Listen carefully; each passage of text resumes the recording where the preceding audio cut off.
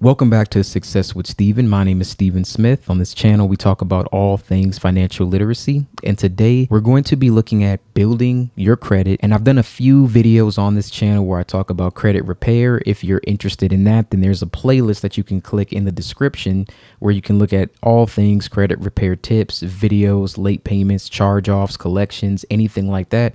You'll find that in the description. But I wanted to make a compilation of something where we just talk about strictly building and how you can build your score from, for example, for me, as low as like the 400 range to a 760 currently, and I've been as high as an 800. I'm going to show you where my score originated from, where it is now, some things that I did, and then we're going to break down exactly all the videos that will be included in this compilation. So this is something that's included with Experian, and it shows my previous score, and as you can see, it's been as low as 403. Since then, I've gone up to as high as an 800 credit score, which once you get to about the 800 range, anything above 799, you go from being very good to being exceptional. So as long as you can get within that range, pretty much what you get approved for will kind of be the same thing from 800 to 850. So I have been there and I know exactly what it takes to get there. And I can definitely attest to that coming from 403.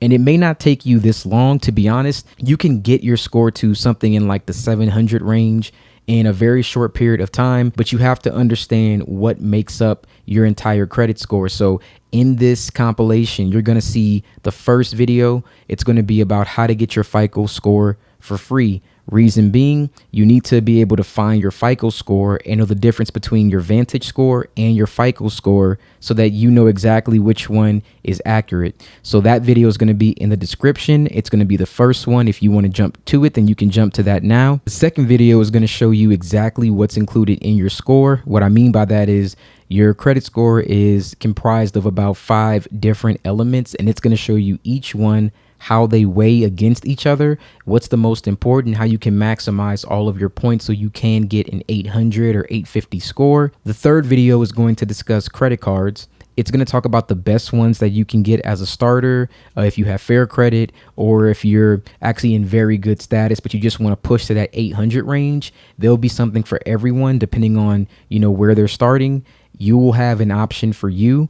Check out that video if you want to know which credit cards could be best for you at the stage that you currently are. But just know that in order for you to have a high credit score, you need to have a credit card that you're actively paying on. The only way to have a good credit score is to participate in paying debt. There's no way around it. It's the only way. You have to be paying off some sort of debt to have a good score. The fourth video is going to be the best time to pay your credit card payment, because that can also greatly affect your score. Like for me right now, I have a 760. If I pay my utilization down, I may be able to jump back up to like a 790 very quick. So that's just an example of how important that is. There will be a video for that.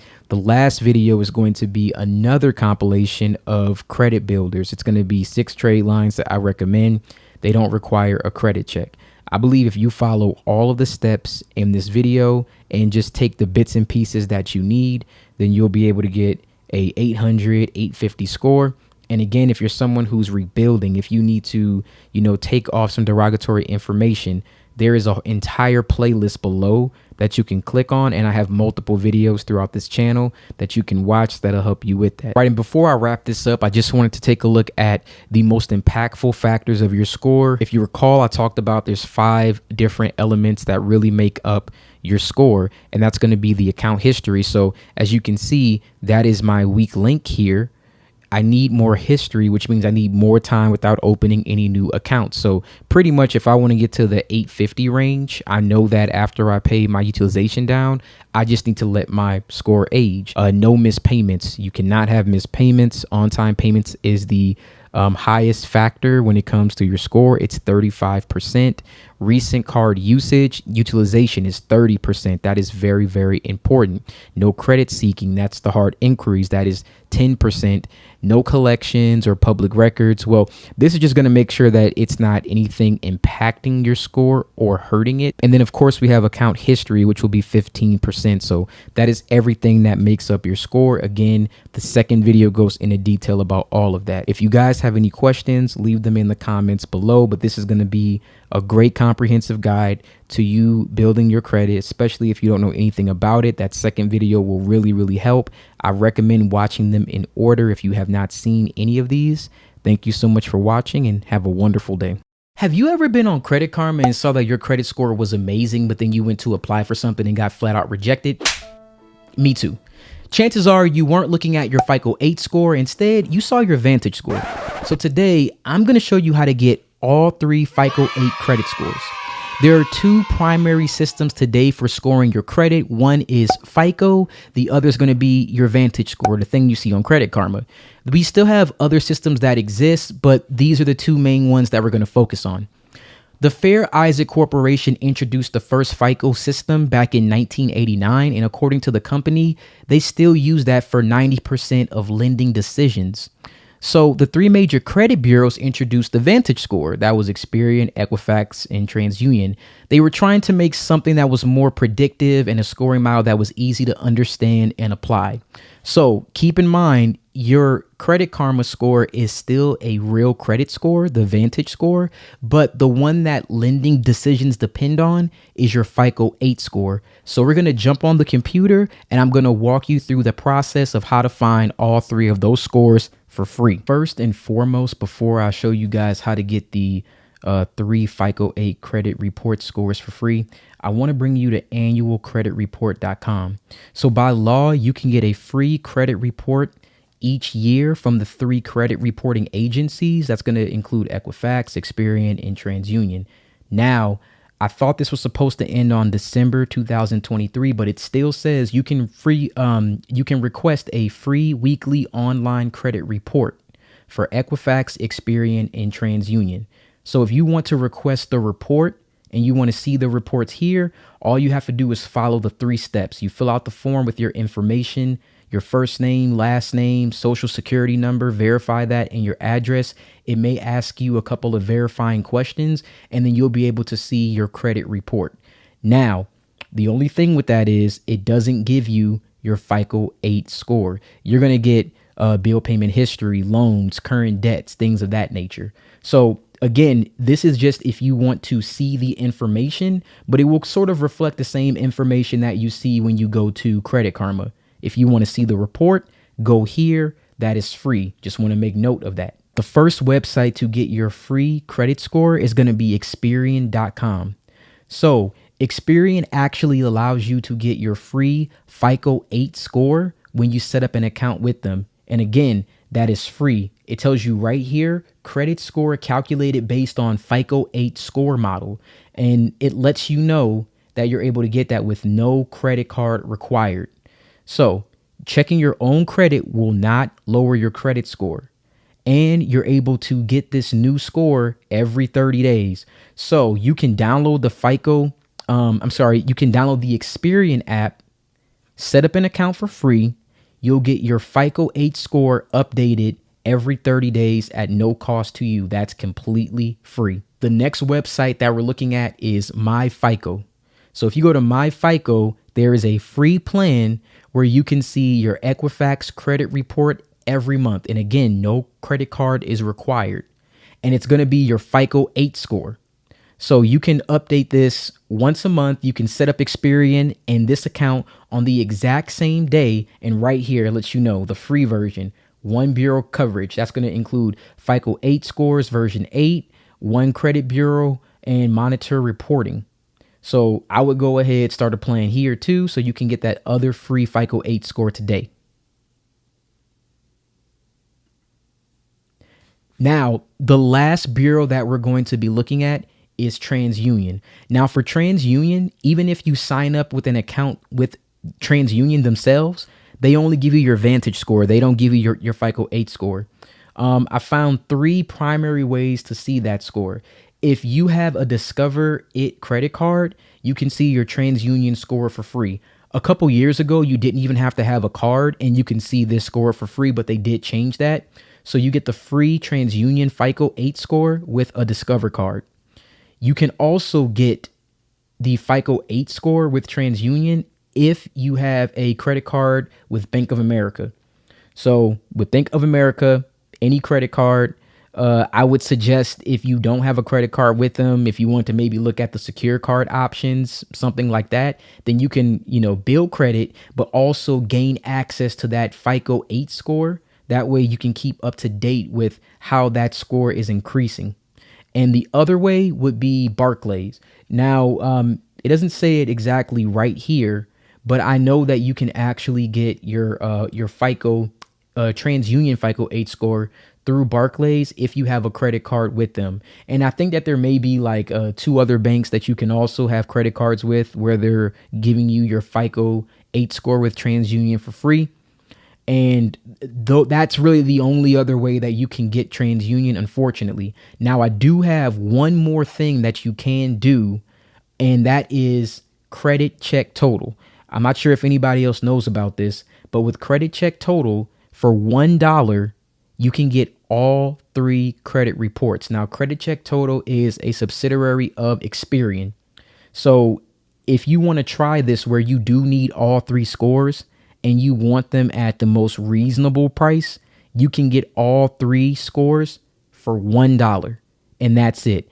Now, that does include a free trial for 7 days. All you have to do is go into the member login, sign in, go to the account, and you can cancel. So you can pay $1 for all 3 scores. That's going to give you the credit report.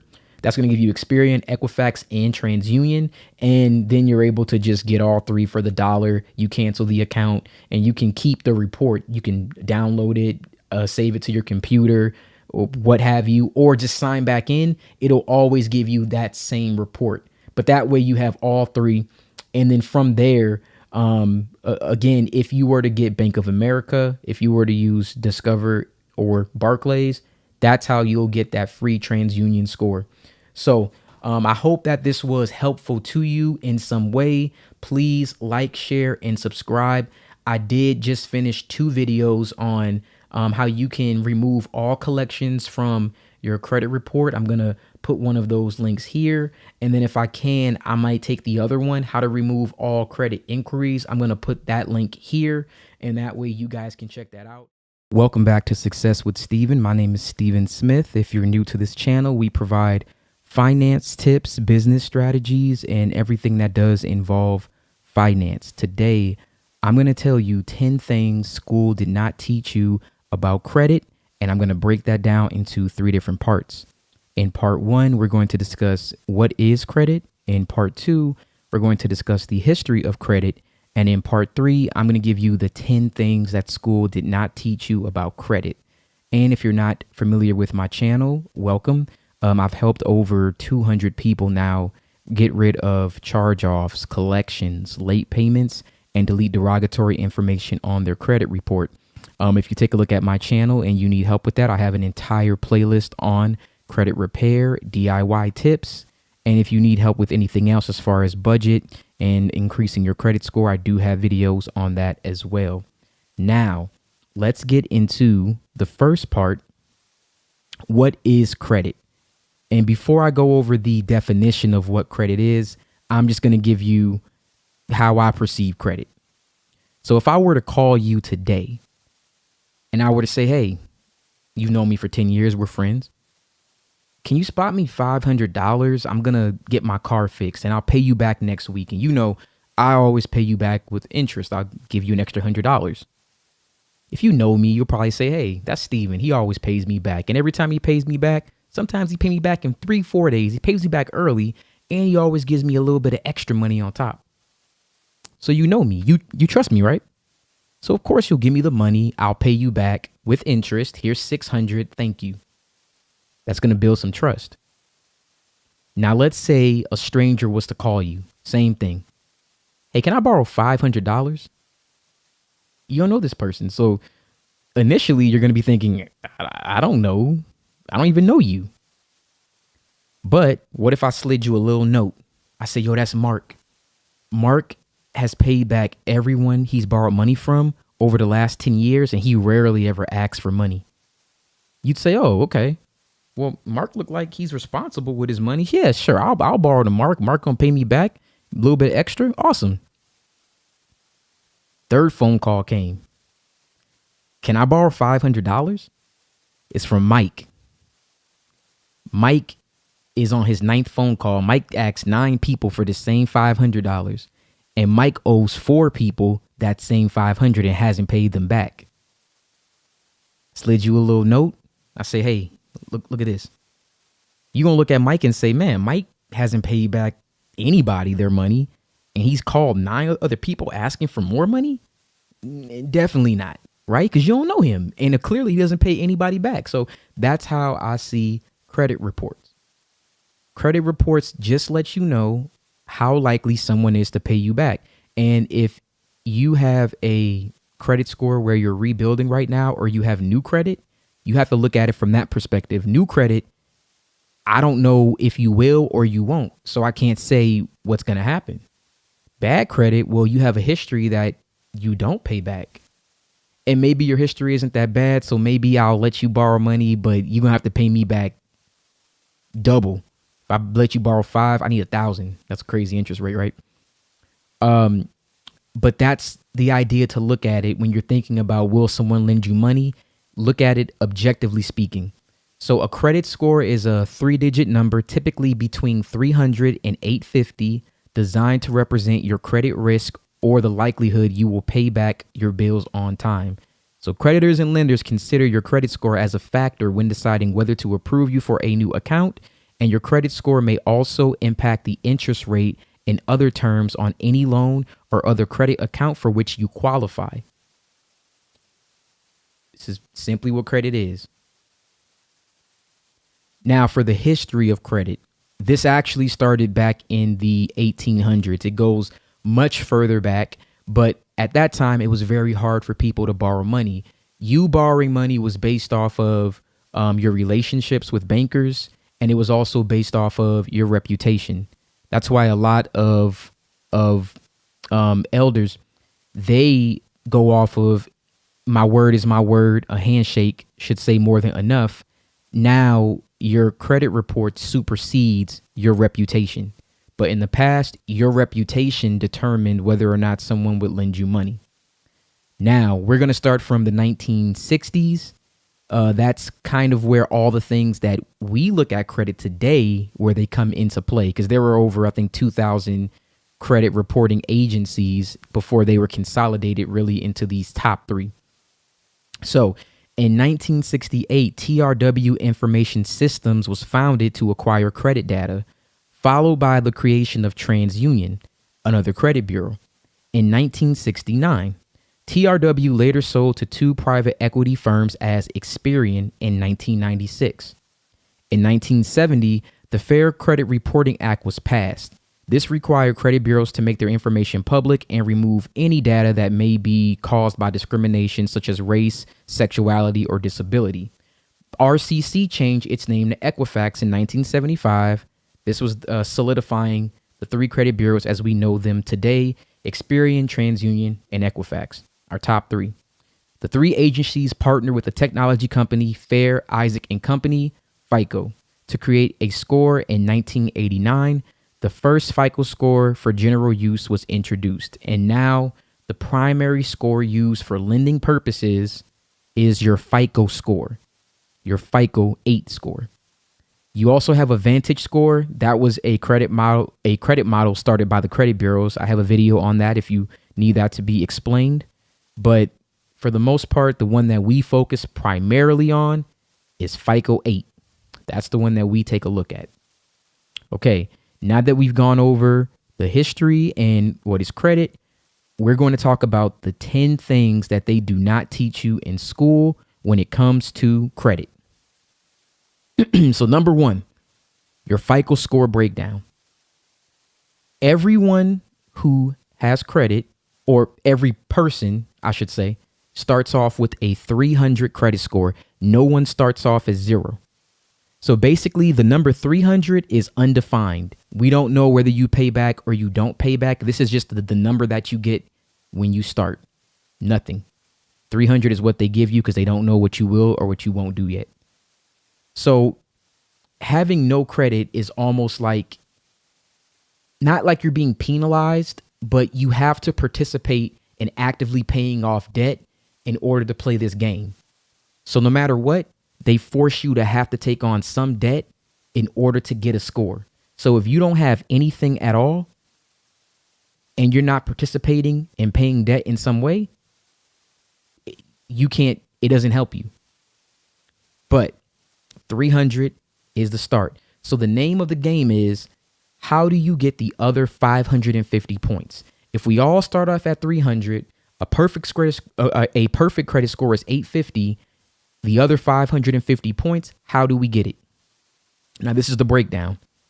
On-time payments and history are 35% of your credit score. They account for 192.5 points. On-time payments is 35%, 192.5. That means if you had a perfect credit score and you had one late payment, just one, you can lose 100 points for one late payment. That's why on-time payments, even though it seems like, oh, one late payment isn't a big deal, it is the biggest factor of your credit score. So with knowing that, that's probably going to make you want to ensure that you never have a late payment. This is something that they don't talk about. Even though you know the percentage, I don't think we always knew what the weight of that meant. One late payment can kill the whole thing. Your second biggest factor for your credit score is utilization, which is 30%. So utilization is how much credit you're using to what you have. So that makes up 165 points. Here's the secret tip about utilization. The only way for you to have utilization is to have a credit card. A revolving credit card account is the only account that has this factor, utilization. So you can't even get this 165 points.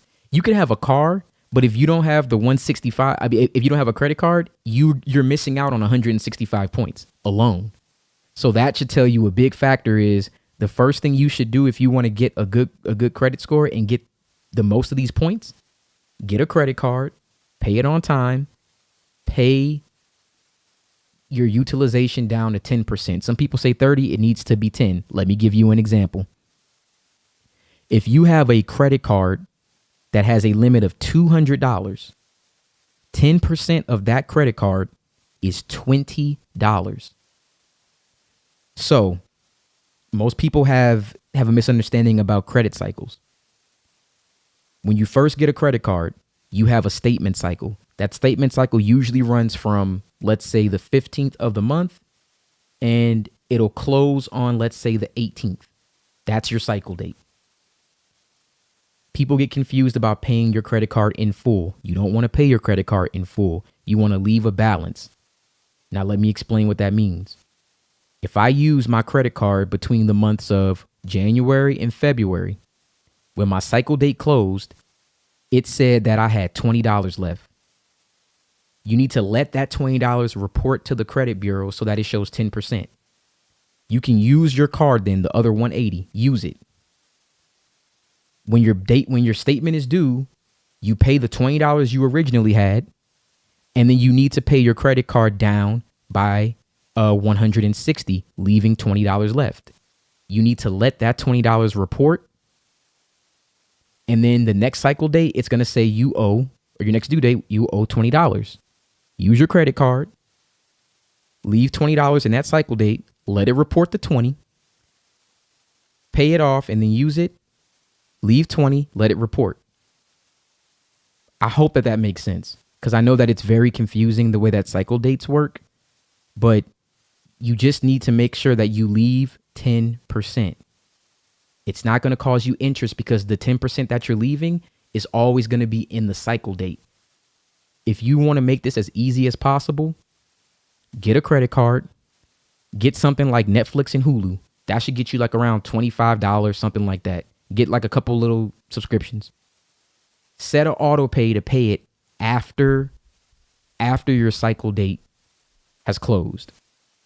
That way it'll always report the 20, and then your auto pay will always pay it after the cycle date closes. It literally will be on a cycle where it's just going to be on-time payments. You'll never lose that way. Hopefully that makes sense. Your credit age is 15%.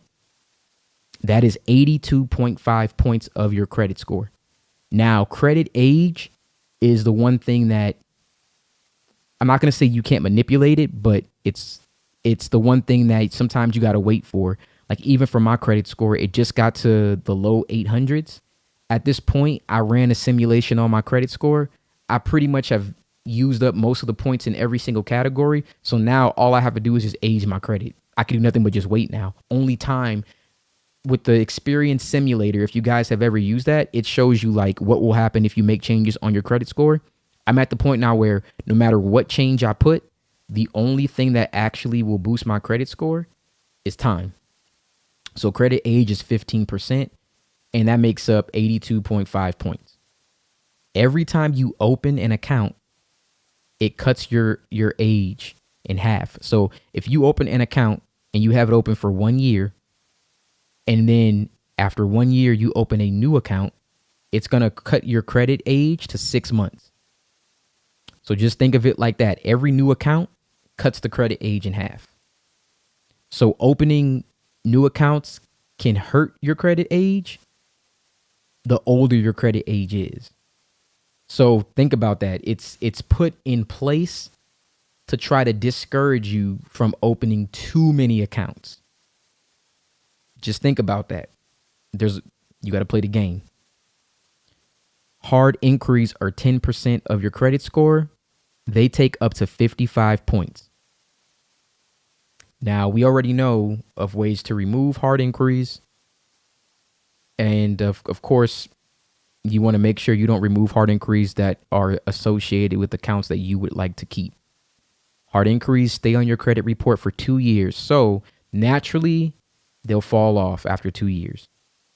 55 points is not that much, but you definitely want to make sure you're not actively using too many hard inquiries, because if it looks like you're trying to get credit and you need money, that can turn lenders off. Credit mix is 10%. Credit mix is the different types of accounts that you have. So if you have nothing but just straight credit cards, that's not going to look too good. You want to have a mix of, you want to have a mix of loans. You want to have a mix of credit cards. You want to have different types of credit card accounts. You don't just want to have just the one. So this all together adds up to 550, because again, everyone starts off at 300. So if you want to get a perfect credit score, you have to know all of these factors and how these points break down. Okay, now these are going to be the other tips that they don't teach you in school. Is going to be 2 through 7, and this is how to build credit fast. Number 2 that they don't tell you, you need to get a bank account with a checkings and a savings account. Now, why? When you apply for a credit card, when you look at the application always asks you whether or not you have a checking and a savings. Now, here's why they ask. How are you going to pay back any of your accounts if you don't have a checking account to pay it back with? They also want to make sure that you have an idea of how you're going to be responsible with saving money, that there's going to be an actual cushion somewhere that you have prepared in case you need to, possibly take from that to pay them back. So it just looks more responsible when you have a checking account and a savings account. So for every credit card application, you always want to make sure that you say that you have a checking and you have a savings account. You want to apply for a secured card. Now, if you have good credit, this wouldn't really apply to you because you probably already have a credit card that you're using with rewards or points or something of that nature. Excuse me. If you're rebuilding credit, you want to apply for a secured card. There are some secured cards that don't even give you a hard inquiry. And there are also some credit card building apps like Ava and Kickoff that can give you a $2,500 credit card. The two of them combined would be a $5,000 credit card. No hard inquiry. It looks good. Those are two really good credit builder apps. If you have no credit, this is a good option because, again, there are some things that you can do where it doesn't even report a hard inquiry and you're guaranteed the approval for the most part. You want to get something like that, One, you need a guaranteed approval. You don't want to waste a hard inquiry if you get one, or you want to use a credit builder app where you can make sure that these accounts are going to report on-time payments with good limits. Then you want to apply for an installment loan.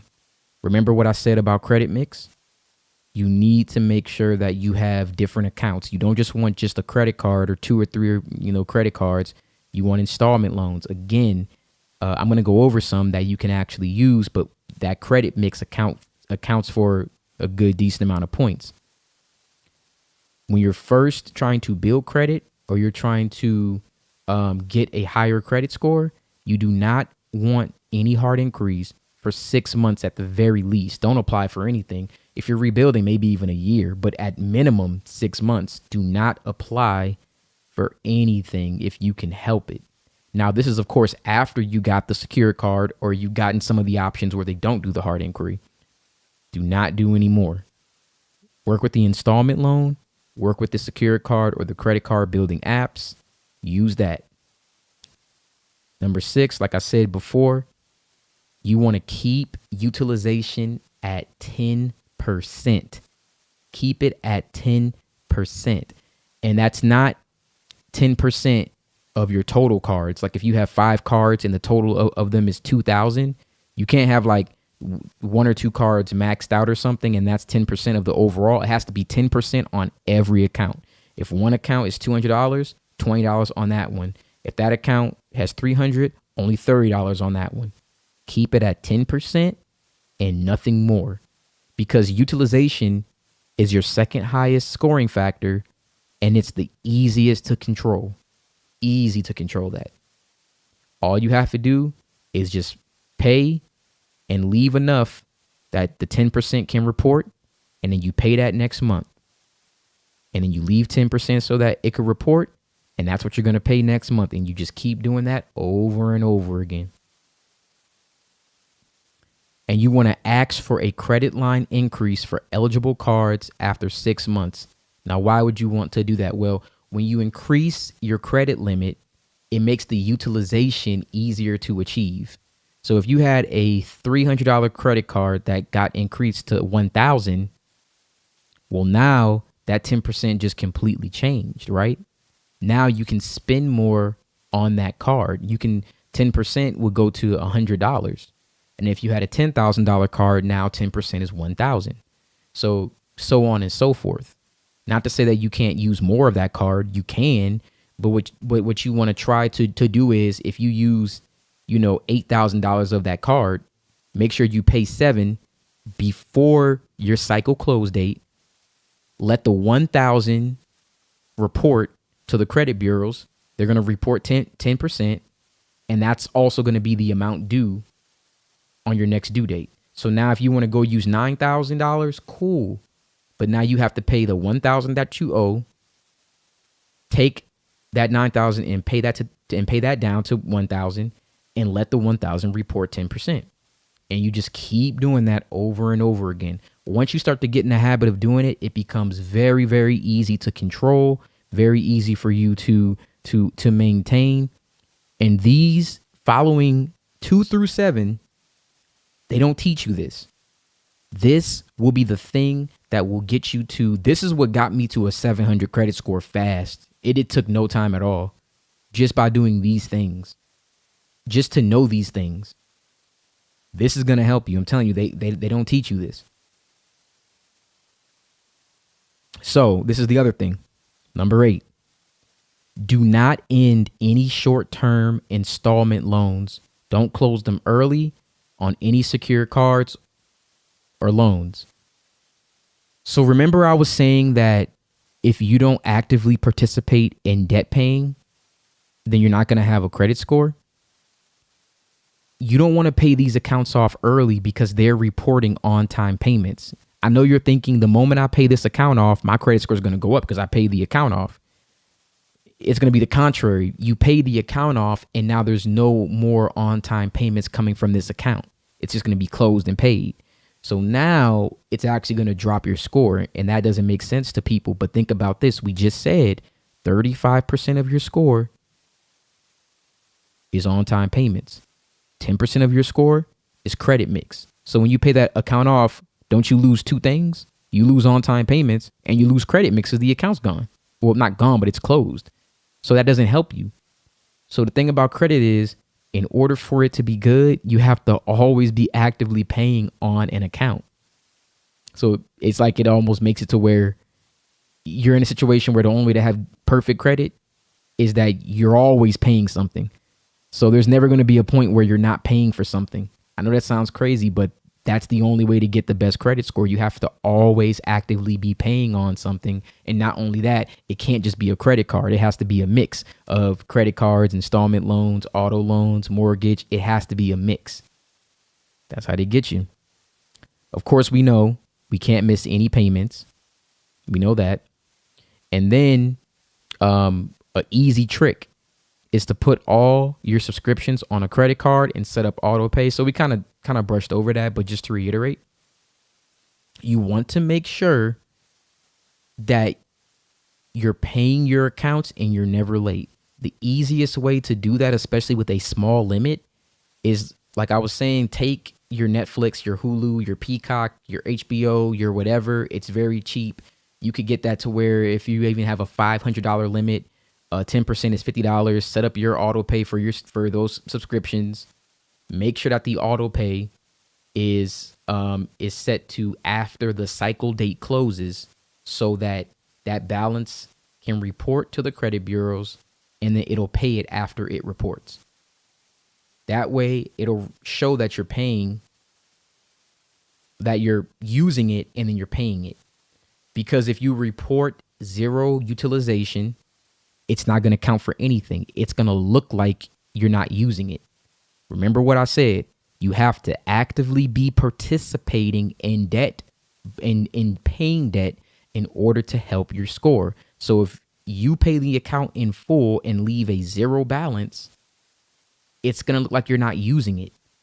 The only thing that matters is what's reported when your cycle date closes. So if you pay it off in full before the cycle date closes, it's going to just look like you never had a balance to begin with. How are you going to get 10% utilization if you paid it all off? So again, you're always paying off what you're using in that cycle date to 10%. Whatever it says that you owe for the previous month, you pay that on the due date. And then whatever you've used in your current cycle, you reduce it to 10% before the cycle date closes. That reports. Now we have a report less than 10%, and we're able to use our card actively. You just got to maintain that. That's it. This is the easiest trick to do it. Subscriptions and pay it on time. Spotify, your gym membership, whatever, as long as it's 10%, put it on auto pay, throw the card in a drawer, wait 6 months. You'll have great credit, especially if you don't have any derogatory marks or charge-offs. But if you do that, put it in a drawer, leave it alone, or download the Ava app. They give you a virtual card. They give you a list of subscriptions. They're things most people use. They only let you use 10% anyway. Basically, do that. Let that pay off. You're good. So any credit applications, before any credit applications, pay your utilization between 1% and 3% to maximize score. So this whole time I've been saying 10%, right? Because as a general consensus, I want to make sure that you're using your card actively, because there are some times where if you're not using a lot of your limit, then they can reduce your credit limit. But when you're getting ready to try to get approved for something, pay it down to around 1% to 3%. Pay it down there, because that's going to give you a nice little boost in your score. Again, this is what I talk. They don't teach you this. Before you go to apply for like a new credit card, get all of your accounts down to 1% to 3% to get a nice little boost before you apply. And make sure that all the credit cards report. That way you'll get that nice credit boost. Okay? It's another great tip. And number 9, when you're in the process of rebuilding credit, or if you're new to credit, you need to know the difference between a subprime card and a starter card. A subprime card are for people who are rebuilding credit. Premier Bank, Open Sky, Credit One Platinum, Fortiva MasterCard, Merrick Bank, Indigo MasterCard, Pedal One Visa, Tomo Credit Card, a Bank of America, the Secured Card, a Milestone MasterCard, a Surge Secured Card.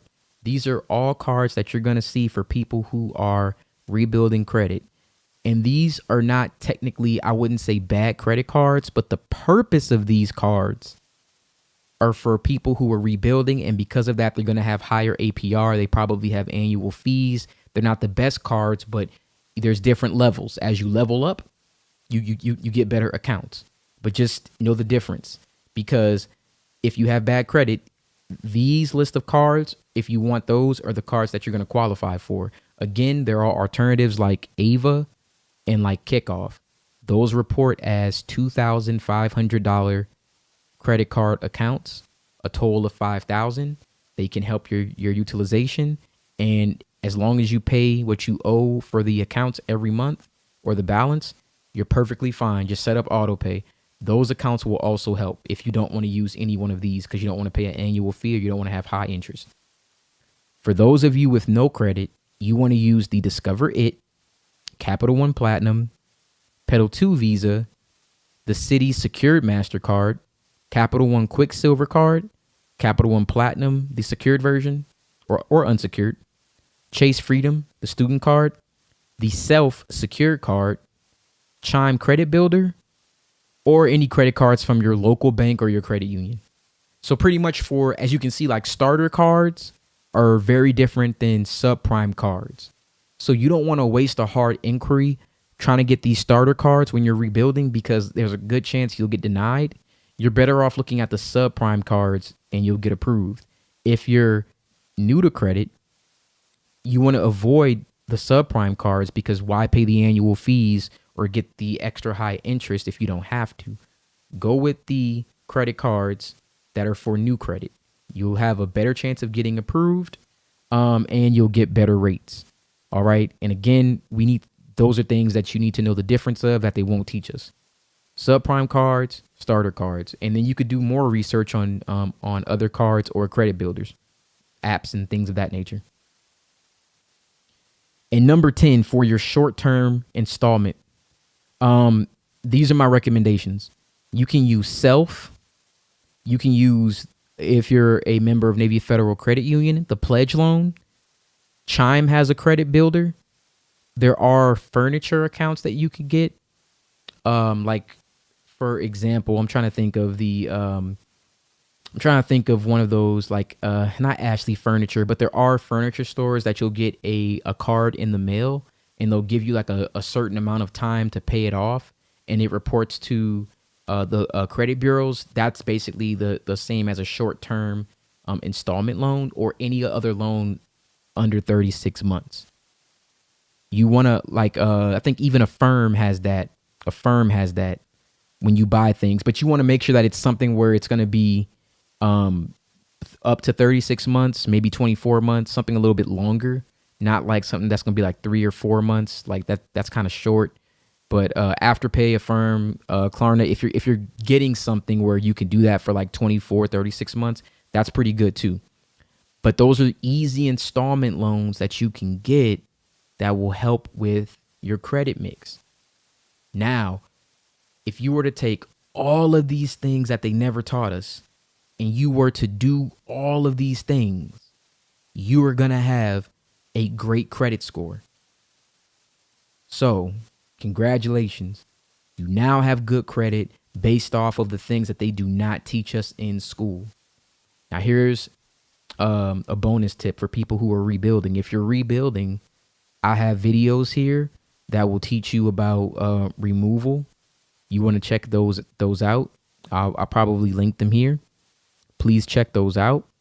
If you need help with budgeting your money, there's going to be a video here on how to budget your money and how to save.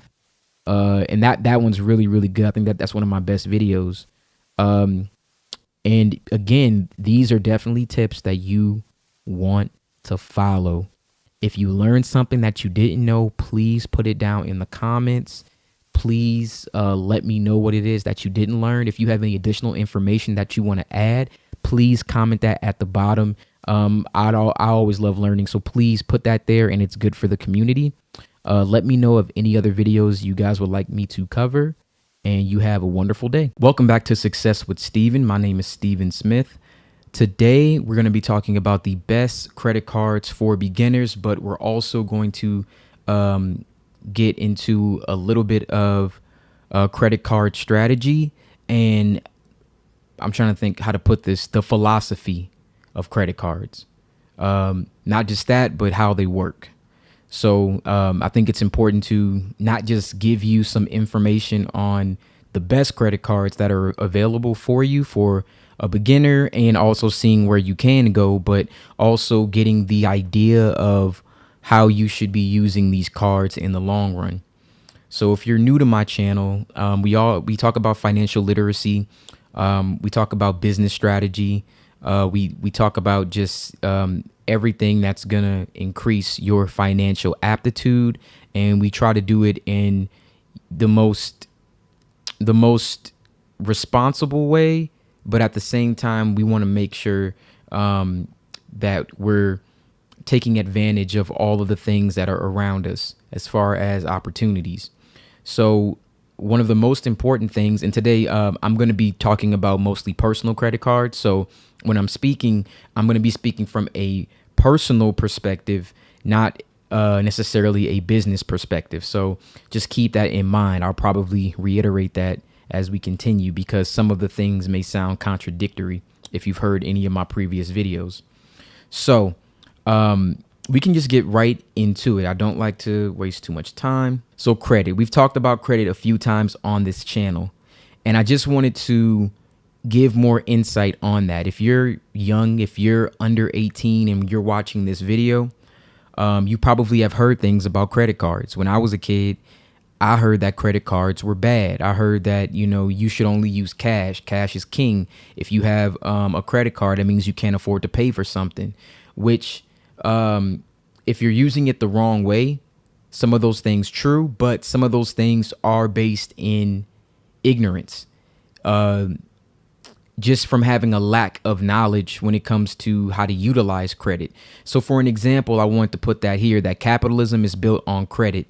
This entire economy is built on credit, the education system, the benefits that you have, Social Security, the military, everything's built on credit because capitalism is built on credit. An example of that, I wanted to use a couple of figures who everyone would be aware of. Steve Jobs, Apple, credit. Had to get a loan for that. Had to get investors for that. Elon Musk with Tesla, same thing. When Elon Musk bought Twitter, he bought Twitter with credit. Jeff Bezos, same thing. You got to understand that the wealthiest of the wealthy people, they leverage credit in order for them to become who they are. They didn't start out, billionaires. They had to work their way up, and credit, in essence, was the vehicle to allow them to get to the position that they are now. Now, I'm not saying you need to worry about being the wealthiest person in the world. You just want to make sure that you're using your credit cards the proper way. This is just an example. It's an extreme example, but nonetheless, it's so extreme. I want you to understand that even the most successful people had to somehow use credit to a degree in order to get to where they are. And we've talked about this again, but I want to give you a simple example. And this is how credit works. And this is how credit is looked at in terms of credit cards. So if I lend you $10, I'll say, hey, $10, I'll let you borrow it. At a later date, you're going to give me $12. The $2, that difference, usually is interest. We'll call that interest. Now, if you pay me back on time, you know what I'm going to do? I'm going to tell other people that you're really good at paying back. Oh, if he asks you to borrow money, yeah, man, he always pay back on time. I'll report that. And you'll get a score for it. They'll grade you on that. They say, yo, this guy pays back so well, we're going to give him the highest mark he could ever get, 850.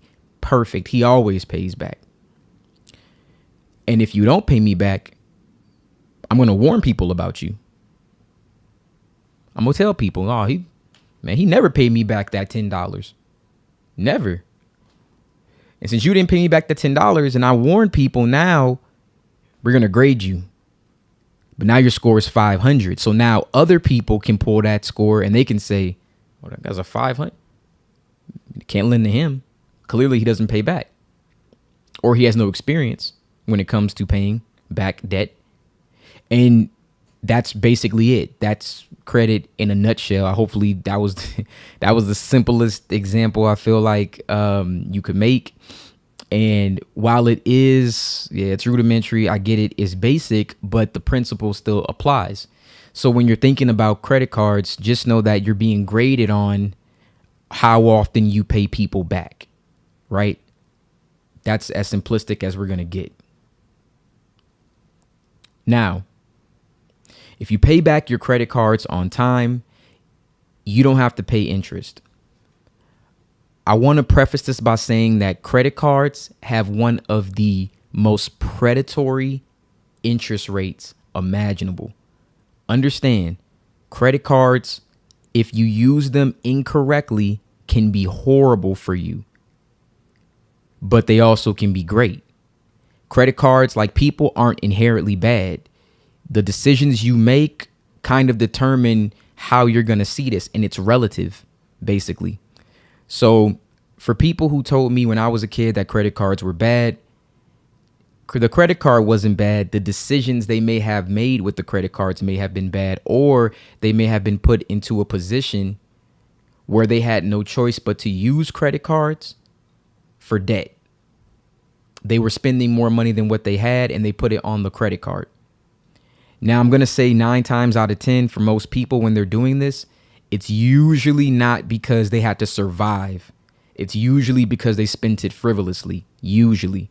I'm not saying that's always what happens, but if we're being self-critical and we're being honest, we know a lot of times we did things that we shouldn't have done. I've done it myself plenty of times. I can't think of a time that I've been in credit card debt where it wasn't something that I could have avoided if I wanted to. I could have. I just chose not to. If we're being self-critical. So even though credit cards have some of the most highest interest rates you could possibly get, they're also one of the only credit products where you don't have to pay interest. If you don't carry a balance on a credit card, you don't have to pay interest. So it doesn't matter if my interest rate was 150% interest. If I pay that back within my cycle date, I don't have to pay it. And that's a fact, right? So you can make money from your credit cards. I talked about that a lot. As of late, you can make money from your credit cards. You can get rewards. And this is made possible through the act of borrowing the bank's money and paying it back on time. Before I get into redemption, I want to talk about how this process works, because I'm sure that you're thinking, so I just get a credit card, spend money on my credit card, or, make purchases and pay my credit card back, and banks will pay me money for it. Sounds too good to be true, right? Sounds weird. Well, this is how it works behind the scenes. Have you ever been to a place that says cash only? Cash only? And you're wondering why it's just cash only? When you pay with a credit card, like if you go to my website and you make a purchase, you're not giving your money directly to me. You have to go through a merchant. I use Stripe. When you pay me, you know what happens? Stripe takes a percentage. They take about usually on average 1 to 2%. So whatever I make, someone else takes a cut of that. They take that to process that transaction, which means for you to have the convenience of paying with the card to pay me, I'm paying the convenience to the merchant. And guess who the merchant has to pay? The merchant has to pay the bank. The bank gets their money back from me, usually with an annual fee. And then they reward me because I've technically already paid them by giving me those rewards. I only get those rewards by spending more money. And you see how that's an ecosystem. The more money I spend, the more money that merchant gets, because they're taking 1 to 2% of my money. Then they have to pay the bank, the merchant, so they're getting paid. I'm paying an annual fee, and then they're rewarding me with cash back or points to get me to spend more money. It's an ecosystem where everybody's getting paid. Everyone's making money, right? Or that's how it's supposed to work. Now, if you don't have an annual fee, which when we go over a couple of credit cards, you'll notice how when you don't have an annual fee, you have really high interest. Usually those are the credit rebuilder cards or the starter cards. Your interest rate is high because they're also going to make money off of interest. Interest pays more banks money than probably anything else because they make a lot of money off of subprime lenders, which is why, in my belief, I believe they like to create subprime lenders. That's the reason why it's so easy to get into bad credit. It's so easy to get into debt.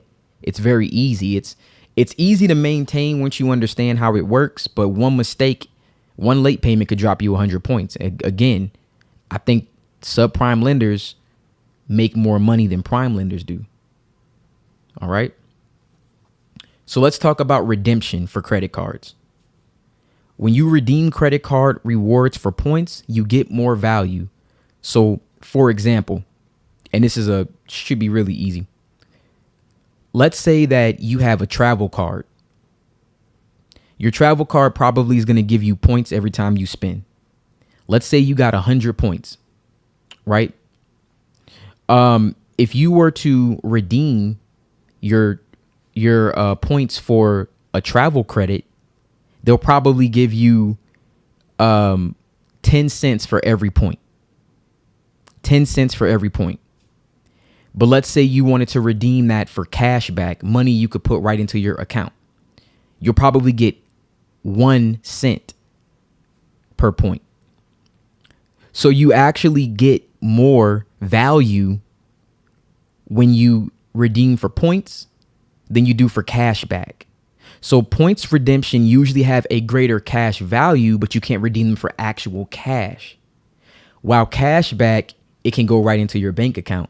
Now, we know cash is universal, so it could be used everywhere.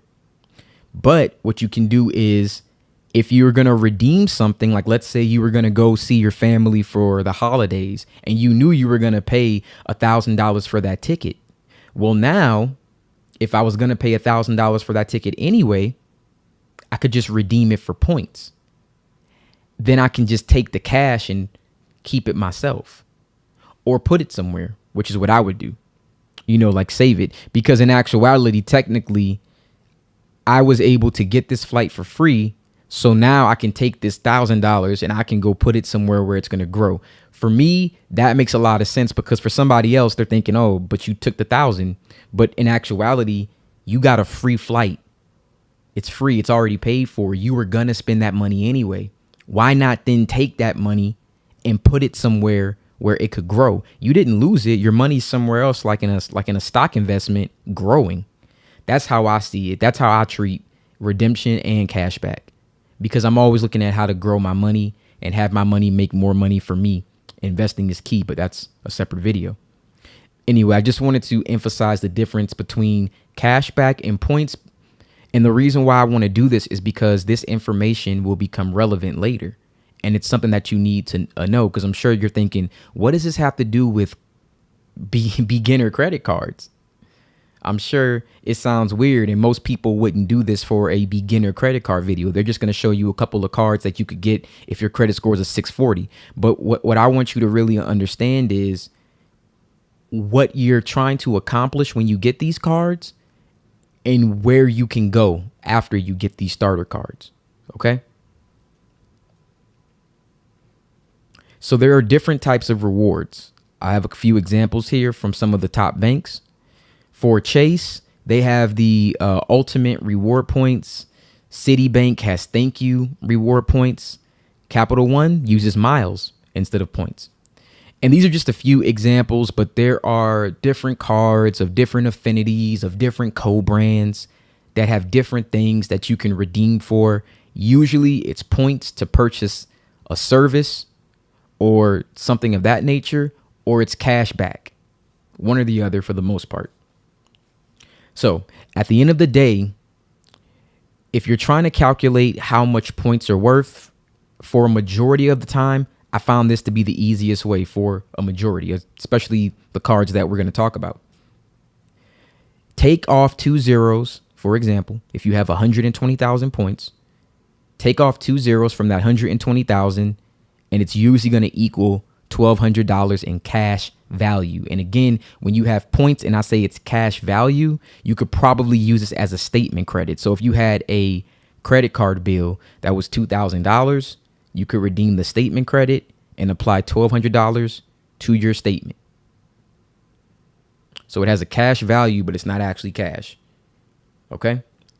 And to redeem it as cash, sometimes these same things apply, but it can vary throughout industries, throughout credit card types, throughout the bank that you're looking at. All right.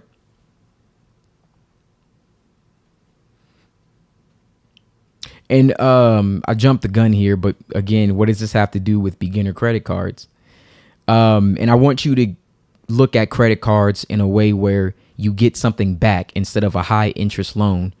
Like I was saying at the beginning, when people told me that credit cards were bad, the thing is they were using credit cards like loans. They were buying things that they couldn't afford and trying to pay them back later. But when you use a credit card like that, you have to pay interest, which means you have to pay more than what you spent. So the missing piece there was not that credit cards are bad inherently, but there's bad behavior when using them. You should use credit cards like they're debit cards. You should only use a credit card to buy things that you can have in your bank account. Now, if you're young, you're 17, you're 18 years old, you're just getting your first job, you're not making that much money, and you're starting, yeah, you could probably use your credit card for your emergency, at first. But after a while, you're going to have to learn how to set a little cash reserve aside. Now, use the credit card to only pay for things you're going to pay for anyway. Your food, your gas, your bills, things you are already going to pay for. Not for a Gucci bag or something that's like $10,000, $15,000 and you got $100 in your bank account. That doesn't make sense. So you can pay it off over the course of 12 months.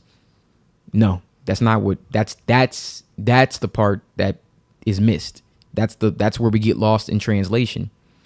So what I really want to get from this is for you to look at credit cards as a way to make money. A way to make money. Credit cards can make you money. Again, this isn't business talk. I'm not talking about buying inventory. This is personally. You could make money by just going to Sam's Club and buying groceries, by going to Costco, by going to Apple and buying a product you're going to buy anyway. You can make money from doing that. That's the point I want to drive home. But you don't buy things that you can't afford. You don't buy if you spend $1,000 on something, there better be $1,000 in your bank account. If it's not there, don't buy it on the credit card. You keep that principle, you'll never go wrong. So again, credit cards have some of the highest interest rates when it comes to borrowing money. However, they're one of the only lending products where you don't have to pay interest, and how you use them will determine how well they serve you. And if you get into the habit of looking at credit cards as a way to make money, it will change the way that you use them. Okay. This is another thing I want you to understand, especially when you start to get good credit cards that have high rewards. The people who pay interest fund the rewards. So like I was telling you, there's an ecosystem of how money is made, right? But for a lot of no annual fee cards where you're like, oh, they didn't have to pay. Look at their interest rate. Banks make money off of interest. So in turn, they make money off the people who use credit cards as high interest loans. Banks then use the money from the high interest loans to support their reward programs to give back to people who pay them on time, encouraging them to spend more and earn something for it. Just think about that. When you're paying interest, you're a part of the group that's not only funding this financial institution, but they're also keeping the programs alive that reward the people who aren't paying interest. So you got to just pick a side of where you want to stand in this. And again, this isn't always black and white because sometimes emergencies do come up. Let's be, let's be realistic, but we can also call a spade a spade. Whenever I think of examples of people who had problems with credit cards, it was usually something that they did. I saw it. It wasn't like not which there. This is, it could be a real example. It wasn't the guy who lost his job, didn't have a savings account, and then he had to use credit cards to survive. Even though that happens a lot, and I've seen it because I've worked at three different banks. So I've seen it. I've heard every story. I've seen them all. I've seen them more times than I would like. So understanding that things do happen, but also I've seen it a lot. And when people work at the banks and you speak with them or you call, they can see your transactions. They see what you spent it on. And you can see the pattern. You can literally see all the patterns of how people spend money. I could look at someone's transactions and figure out exactly what occurred. Your transactions paint pictures, which if you go into your bank statement and look at your bank statement, you can look at someone almost and see where their values lie based off of their statement. So I would just keep that in mind. When you do get a credit card and you have access to $25,000, $50,000, that money or that line of credit is just a high interest loan. And if you can't afford to pay it back, it could be very nasty, which, a lot of us know. I know, especially. So let's finally get into the credit cards. Let's finally start talking about the cards. I want to talk about the main four issuers. When I'm saying the main four issuers, when we talk about credit cards, eventually you're going to want to climb that credit card tier ladder, right? You're going to want to get the cards that serve you the best. I believe that these four banks are going to have with credit cards. If you were to watch anybody's videos on YouTube, these are going to be the main four banks that at some point everybody comes to because they end up having the best products. Everyone's going to come to one of these banks. Everyone. I am almost assured of that. So that's going to be American Express. It's going to be Chase. It's going to be Capital One, Citibank. If you talk to anybody who is really good with credit cards or credit card rewards, personal credit cards, I could almost guarantee they have one of these banks. Guaranteed. So that's why, I'm talking about these four banks in particular as being very good bank credit cards, especially to start and climb the credit card tier ladder and for the future when you get these really excellent elite credit cards. Now, here are some other cards. While they are good, those other four banks are a priority. But these are other cards. Banks and credit unions like U.S. Bank, Navy Federal Credit Union, and Bank of America. And again, I'm just giving you examples here. There's definitely other banks that you could go to that aren't as major, but I'm thinking national scale. And, I didn't really put Wells Fargo because I don't really like their credit card products that much. But that's also one. There are a lot of other places. But again, I'm just giving you a few examples. There's store cards. There's Apple. There's Amazon. There's Citi.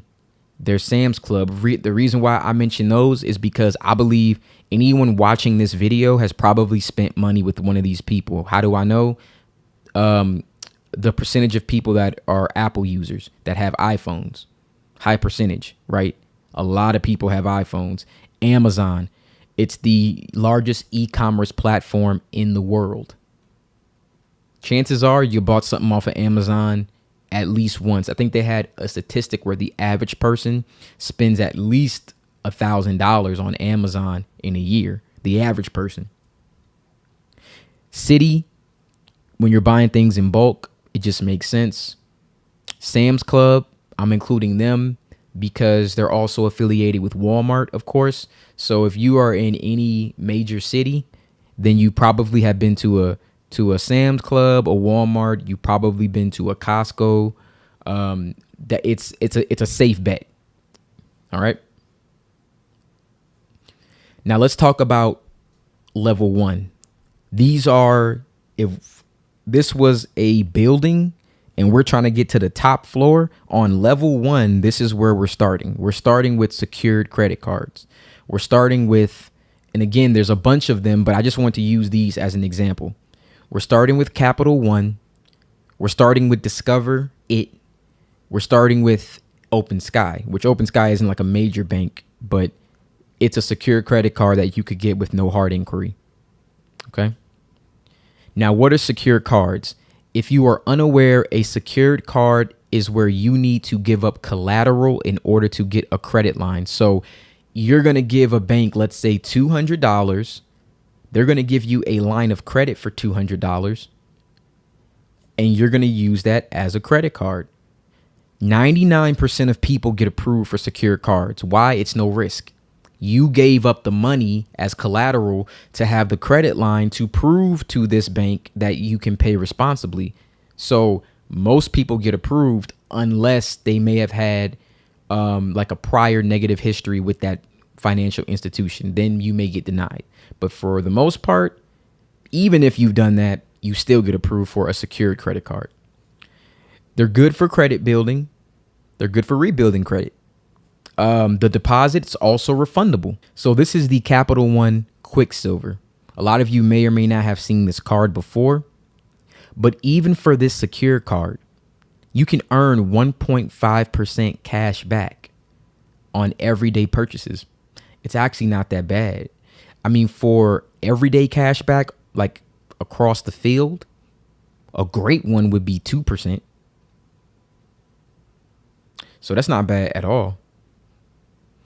And they tell you right there that the $200 minimum deposit is refundable and you can get pre-approved with no risk. Now, if you notice one thing right here, look at that APR. It's 29.99% variable APR. Very high.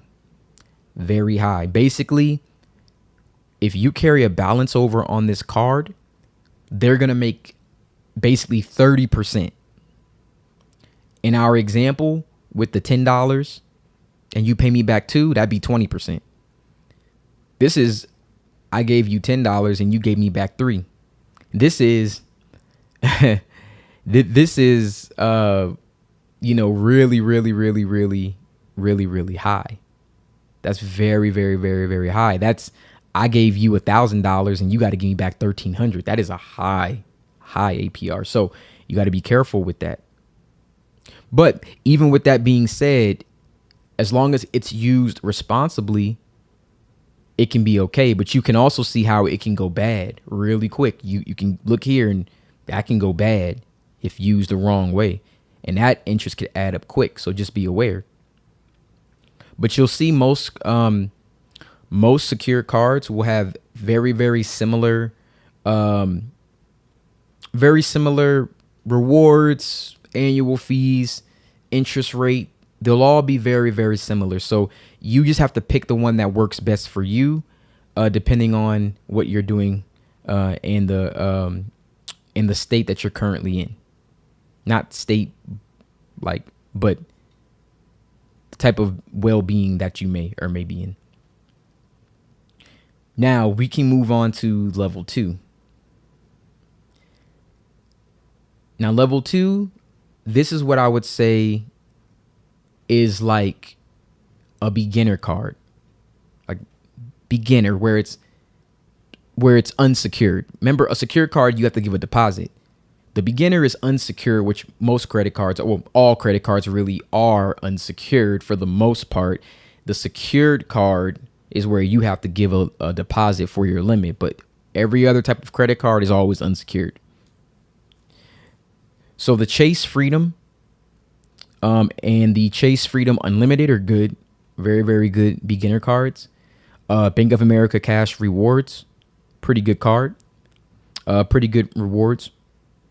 Citibank Double Cash, another really good one. And I would even say not the, and this right here was a mistake. Not the American Express Gold, the American Express, the Amex Everyday. That was a typo. Apologize for that. But the Amex Everyday is a good card. So as you can see here, when you're looking at this beginner cards usually have welcome bonuses. So as you can see, the APR is based on a variable. You remember the other one was 29.99%. This one can range from 20.49% to 29.24%. A little bit better. You've almost dropped by 10% depending on where you are.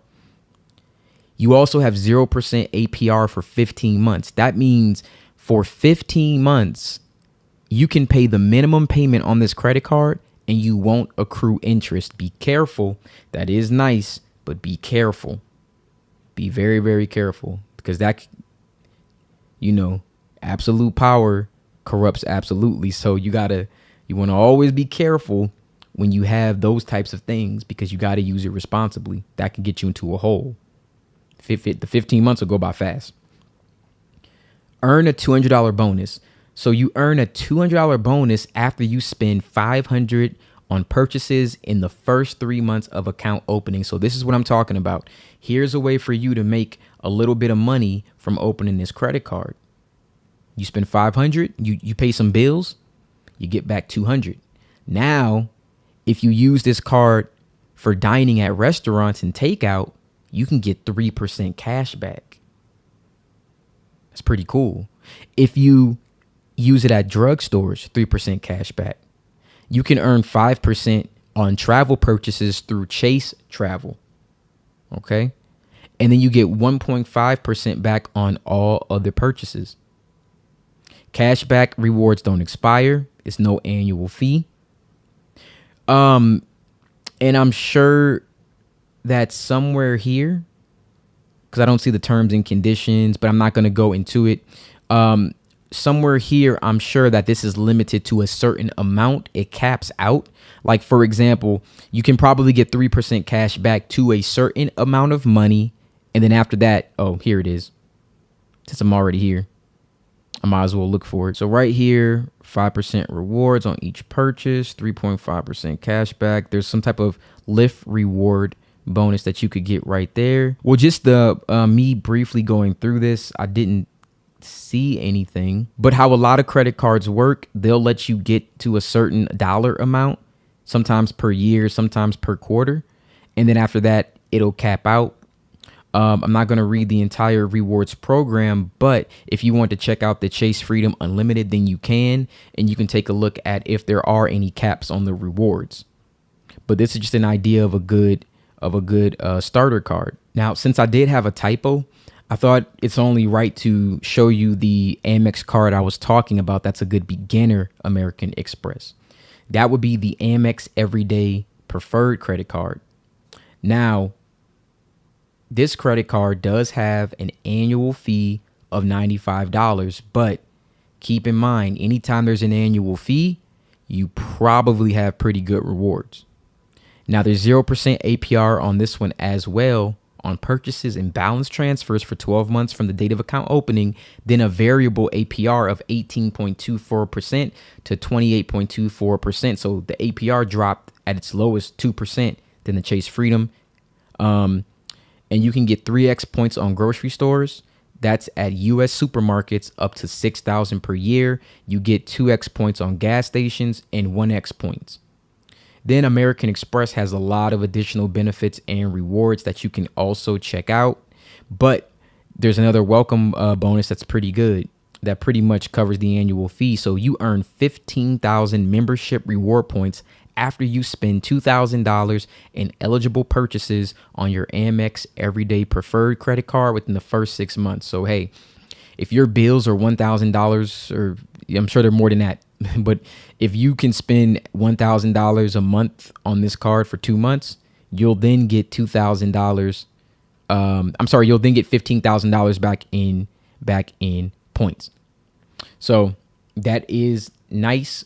Again, that basically covers your annual fee right there. And then you also are able to earn some really good reward points. So if you're spending a lot of money in grocery stores, gas stations, which I'm sure all of us are, this might be a really good card for you. A couple of other things. If you're looking at these beginner cards, you're looking at Chase. Chase prefers applicants with some account history, meaning you have a bank account with them, checking, savings, direct deposit, some of their other services. They're really good about, loyalty and building that relationship. So you want to do that. Bank of America cash rewards cards, very friendly. Citibank as well. Amex is definitely new customer friendly with higher approval rates. I believe that Amex doesn't really lean on their checking and savings accounts per se. So I think that's why they're a little bit friendly. Chase is accepted 99% because it's a Visa affinity card. American Express is accepted less. That's why I would never just carry an American Express with me, because there are some places that don't take American Express. So you want to be careful. And I would say these credit cards require a score of at least a 650. I would say, if you can help it, no derogatory marks, no collections, no late payments, anything like that. 650 credit score should get your foot in the door for a few of these cards. And this is just from some research that I've done. If these are subject to change, it depends on the credit card issuer. It depends on the bank. It depends on the economy. A lot of things could change. Sometimes with like higher interest rates, if we're going through a process of like quantitative easing, you may see that they're a little bit more tight with giving away credit. But if we're in an economy where money is being given at low interest rates, then you'll probably see that it's a lot more lax. And then you start to get more approvals, higher limits. So it depends on what's going on sometimes, but I would say this is actually a good starting point if you are doing this. So level 3 cards, these are mid-tier credit cards. That would be the Chase Sapphire Preferred, the Capital One Venture, the World Hyatt, and the American Express Gold. Now, these are cards that are going to more than likely have an annual fee. They're going to have an annual fee, but they're going to offer a lot of other promotional offers, some services like, if you spend a certain amount on them, they may reimburse you something for a particular item. They'll have warranties and guarantees for maybe, cell phone protection, things like that. But let's look at the Chase Sapphire Preferred. So you can earn 60,000 bonus points after you spend $4,000 on purchases in the first 3 months. That is pretty cool. That's $750 towards travel when redeemed through Chase Travel. And then right here, they let you know over 150 in additional partnerships and benefits. And then you can go there and you can check it out and see what other partnerships and benefits that they have. But you can earn a $50 statement credit each account anniversary year for hotel stays purchased through Chase Travel. Earn 5x total points on travel through Chase Travel, excluding hotel purchases. You earn 2x points on travel. You earn 3x points on dining, including delivery services and takeout. You earn 3x points on grocery stores purchases like Target, Walmart, wholesale clubs. I'm sorry, excluding, let me rephrase that, excluding Target, Walmart, and wholesale clubs, which makes sense because there are also other branded cards that go with like Walmart or Target. Let me also say that if you're looking at this video, I have no preference to Chase or American Express or any particular bank. And as you're watching this, know that there may be a card, like there's a MasterCard for Instacart. You have to look at your life and you have to determine which one of these are best for you. But as I've done research, I found out the 3% cash back, 2x points, this, that, a lot of them end up being the same for the most part. So I have a video that I've made already that may or may not be out before this video. But in that video, I talk about all the cards that I got and how like I get 5% back on gas. I get 5% back here because I spend here. I get 5% back here because I do this. I get 4% back here because I do that. I made the best cards for me. There's a Walmart card that you could get with Capital One that gives you 5% back on Walmart.com. If you do Walmart.com orders, you might want that card. If you do Sam's Club orders, you might want the Sam's Club MasterCard. You got to pick the one that works best for you. So while I'm giving you these examples, just know that there are plenty more that I am not covering. I just want to cover the ones that, again, at some point, I feel like if we're looking at the four main issuing banks, you're going to eventually, as you climb that credit card tier ladder, you're going to come across these at some point. That's what I do know. At some point, you will probably want one of these. Okay. So, yeah, $95 annual fee, 21.49% APR variable. That's the lowest. It can, again, it depends on your credit and it adjusts. And, yeah, when you go through these, you'll start finding things that make sense for you. No foreign transaction fee, travel and purchase coverage. Again, you're looking at this card. If you travel a lot, this is a card that you probably would use. There are cards that you could use primarily for travel points. There are cards that you could use primarily for cash back. It just depends on what you're doing. All right, just depends on what you're doing. Now, this is a card that I personally have, but on the business side, but the rewards and everything is pretty much the exact same. It does have a higher annual fee. On the American Express Gold Personal, the annual fee is $250. On the American Express Gold Business, it's $395. And I know because they just hit me with it. But I also had a bigger reward bonus, an introductory one. So you earn 60,000 membership points after you spend $6,000 on your new card in the first 6 months. So pretty cool. If you spend at least $1,000 a month on this card in 6 months, you'll be able to earn that 60,000 points, which should have a cash value of $600, which would then pretty much cover that annual fee. You know, so you'll always make more money with using these cards properly than you will by spending, you know, on the annual fee. Now you get 4x at restaurants worldwide. This is one of the main reasons why I got this card. Mine is still 4x here.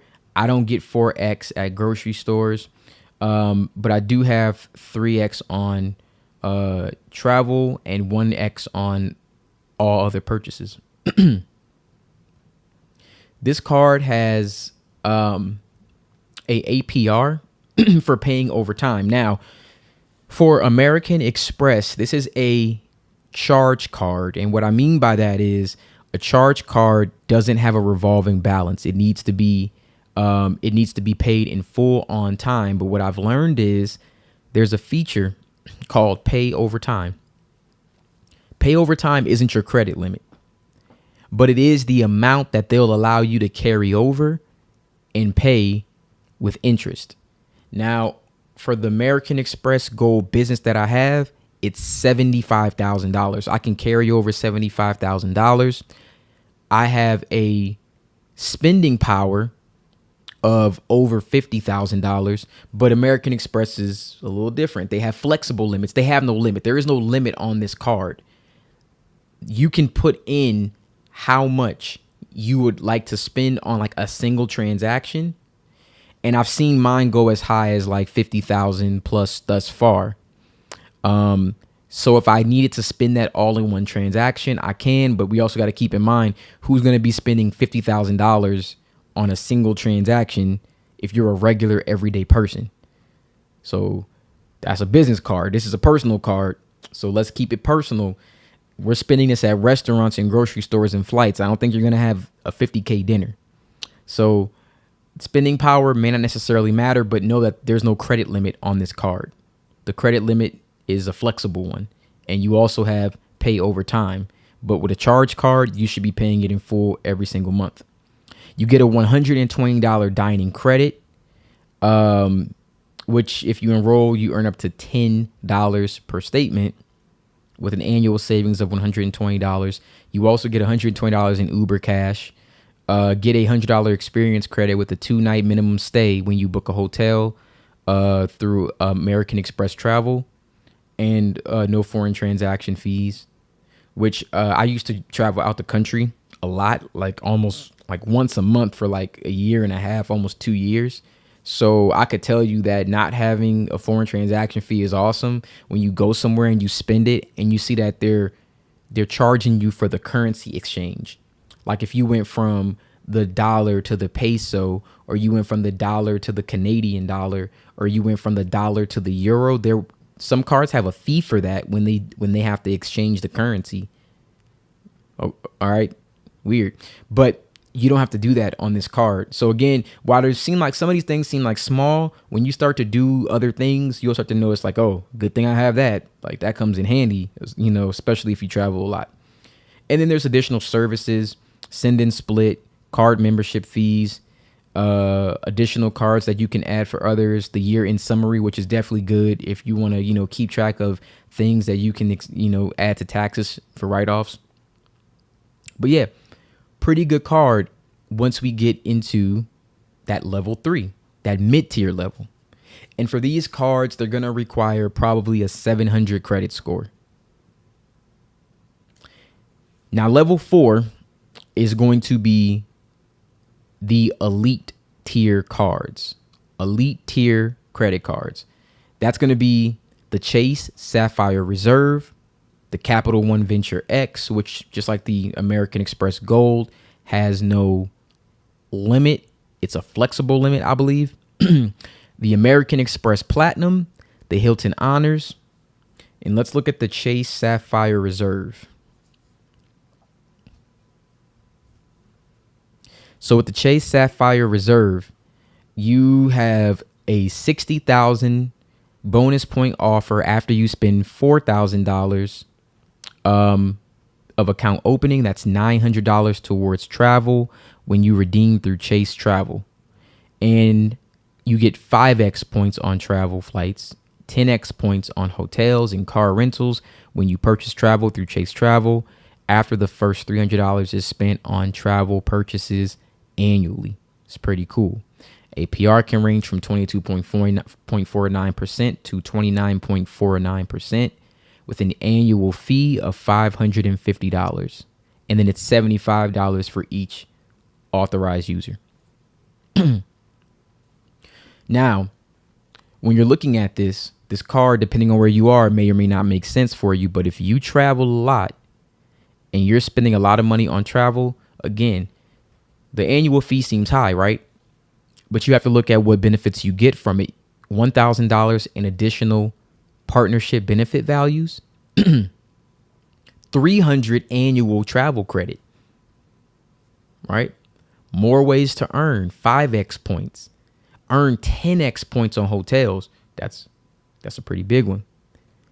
10x points, complimentary lounge access to over 1,300 plus airport lounges with up to 2 guests, plus every Chase Sapphire lounge by club.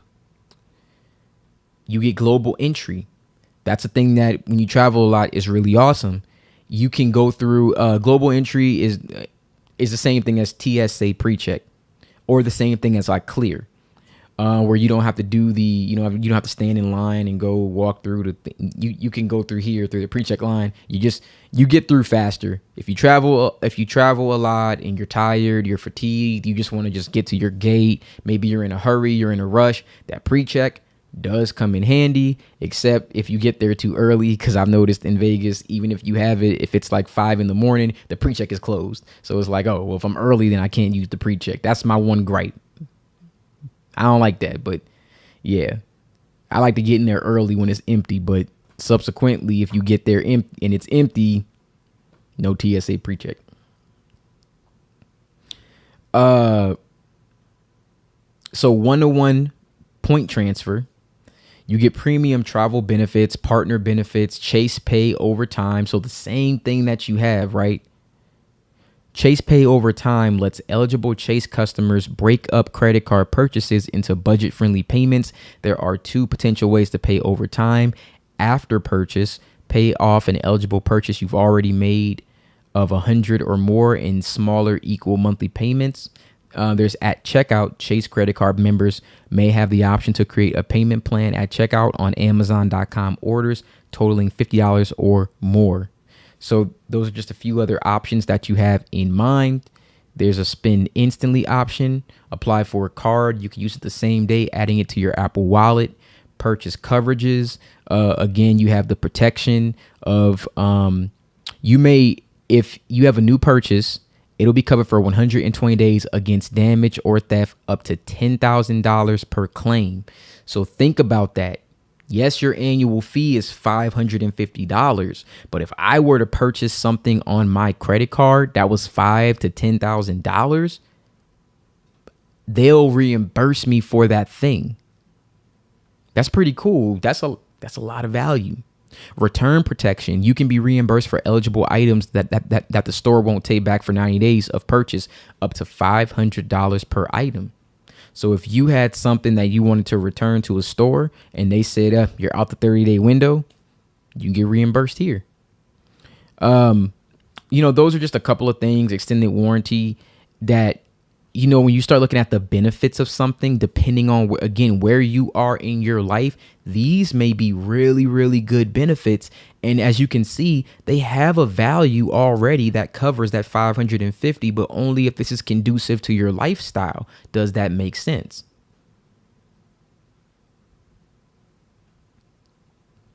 American Express Platinum is a similar way.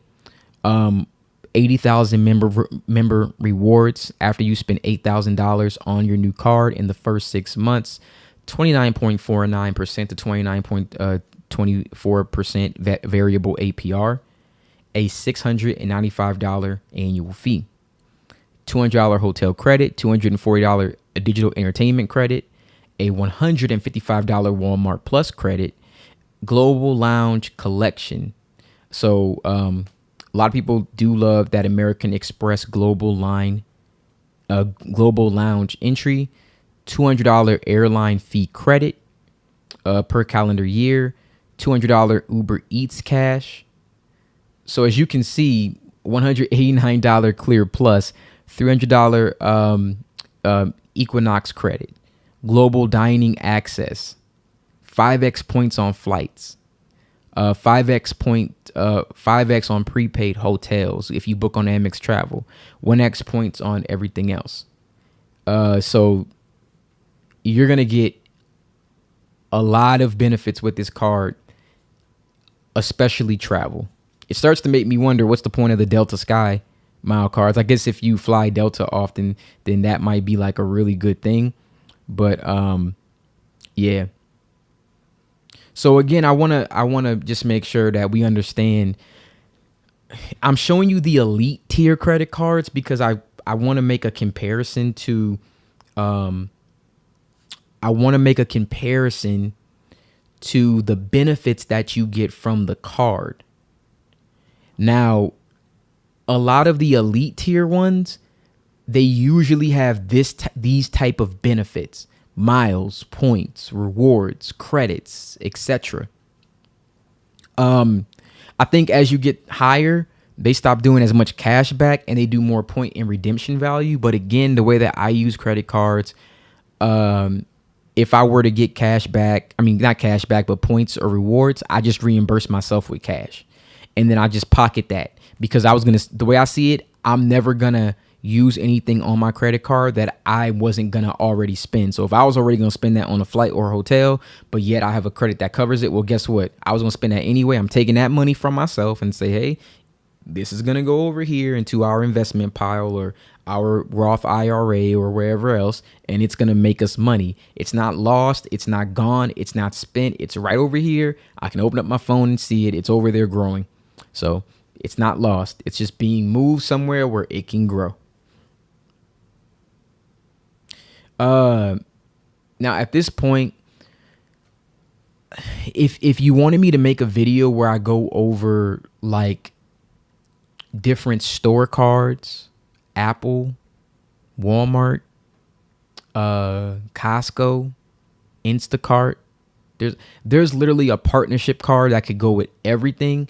But if you ask me, when you get to the benefits of like points and cash back for grocery stores, for dining, for those are the things that normal people are doing with their personal credit cards.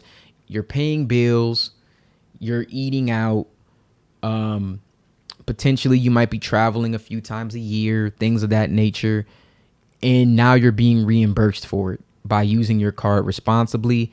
I do think these cards are applicable to a lot of people, a majority of people, I would say. So if you want to make a video for specific cards that do specific cash back for specific things, then I can do that as well.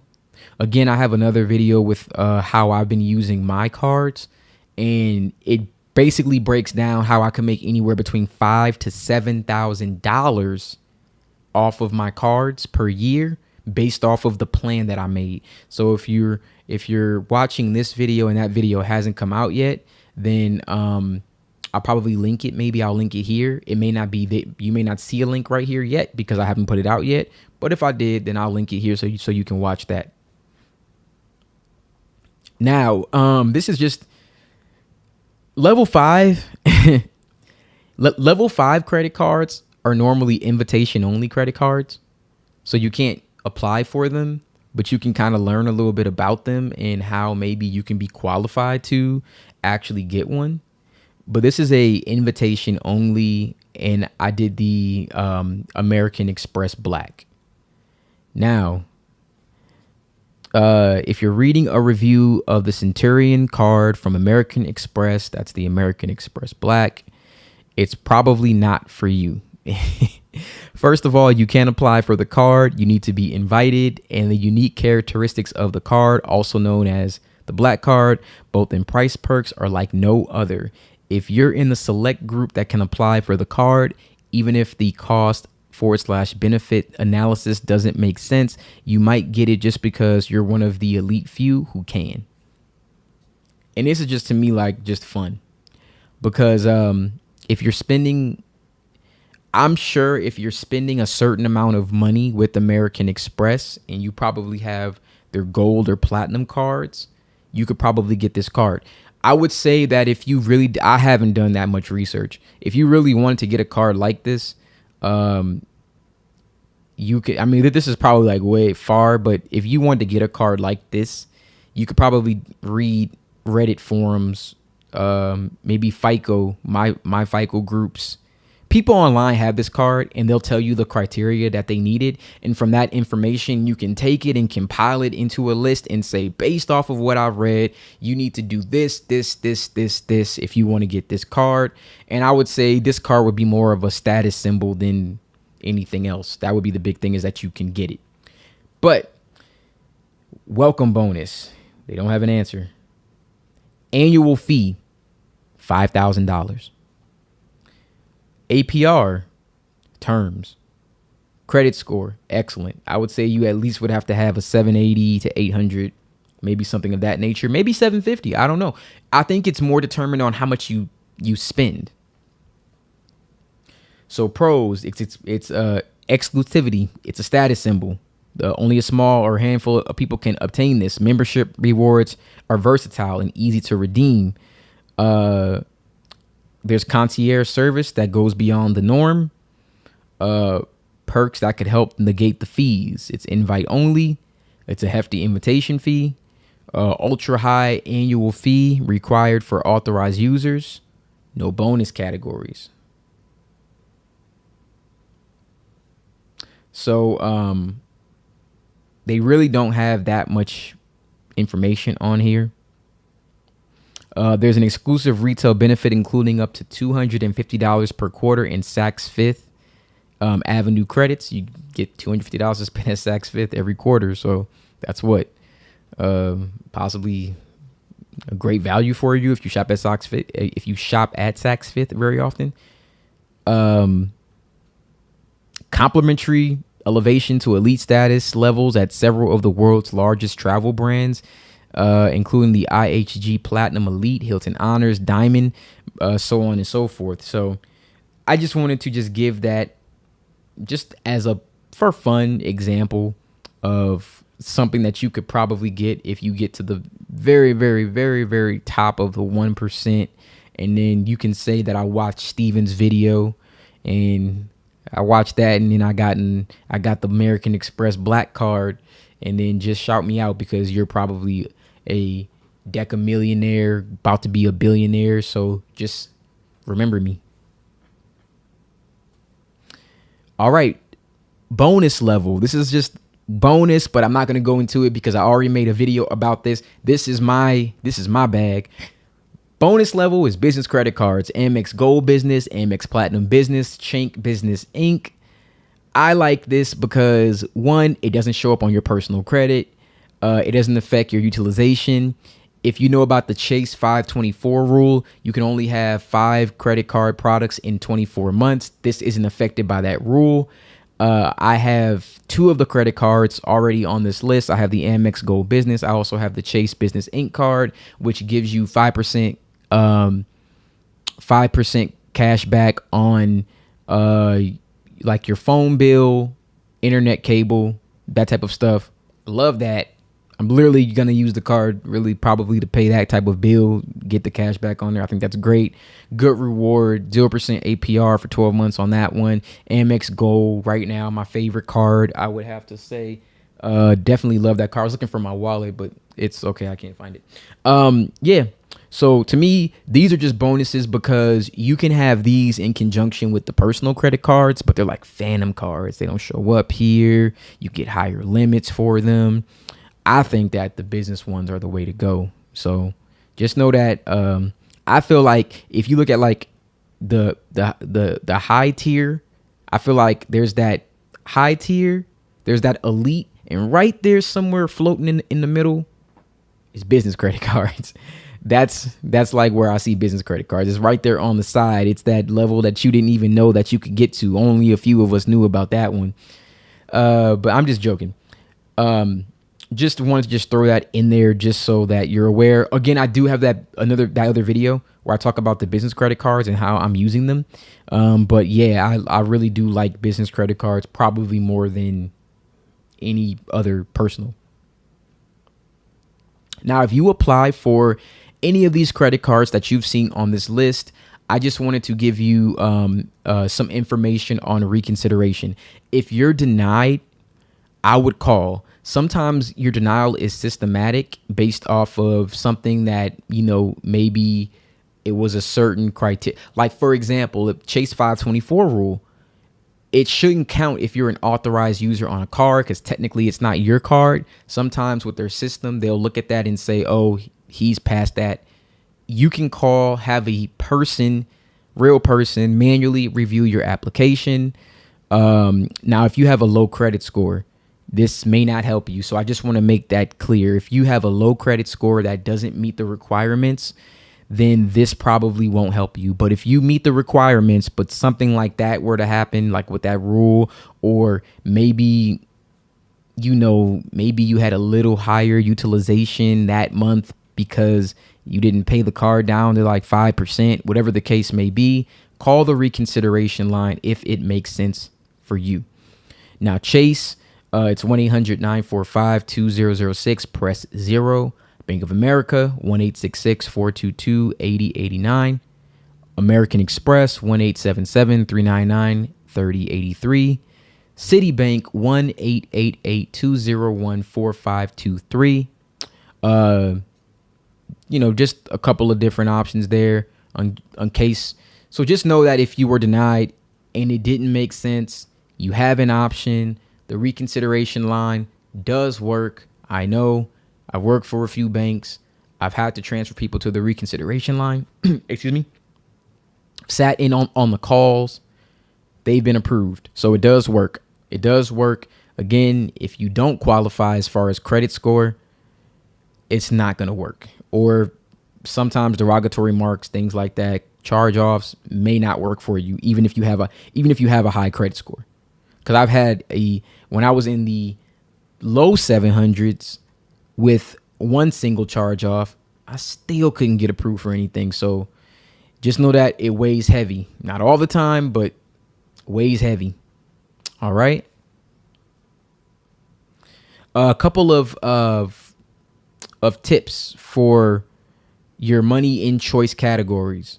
So if you get, again, I've talked about this throughout the video, but I just want to keep this in mind. If you get 5% or 5x points in like a restaurant category, only use that card at a restaurant. Use your card strategically in a way that makes sense for your lifestyle. I have the Amazon Prime business card. Why? I spend money on Amazon. Guess what? I get 5% back in points when I use that card. So now what I'm going to do is, if I get 5% back, I'm going to pay my card. I'm going to use the points as a statement credit, but I'm going to take whatever the statement credit is, and I'm going to pocket that money and put it somewhere where it could grow. Because for me, if my balance is $500 to pay on my credit card, but I have a statement credit of $25, yes, I'm going to pay $475 and redeem my statement credit, but I'm not just going to say, oh, yeah, I have $25 that I could spend. No. I'm going to take that $25. I'm going to set it aside now because I was going to spend it anyway. I was going to pay that bill. I basically got reimbursed it.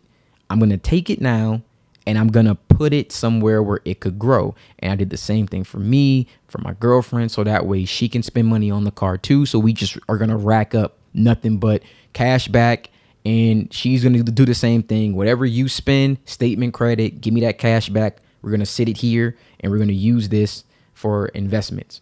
So I believe if you do it like that, even if you were a person where you were in a situation where, let's say you were in a situation where all you could do is spend money on bills and it was so hard to save money. If you're a person who can spend $100,000 to $150,000 in a year, which some of us do, you can potentially get back $5,000 to $7,500 in cash back and points that you could reimburse yourself and save it. So even if you couldn't save, you could save, is what I'm saying. Like, you want to think outside the box, right? Start to use these credit cards to pay yourself money. Start to use them to invest. Start to use them so that, even when you thought that you couldn't do something, you figured out a way to do it. You know what I'm saying? Take it. Save that money. Set it to the side. If you have a great idea and you know it's going to work, maybe you want to start a YouTube channel, but you just want to get a camera and some equipment. Do that for the year. Buy all that stuff. Get to work. Start doing that thing that you really wanted to do.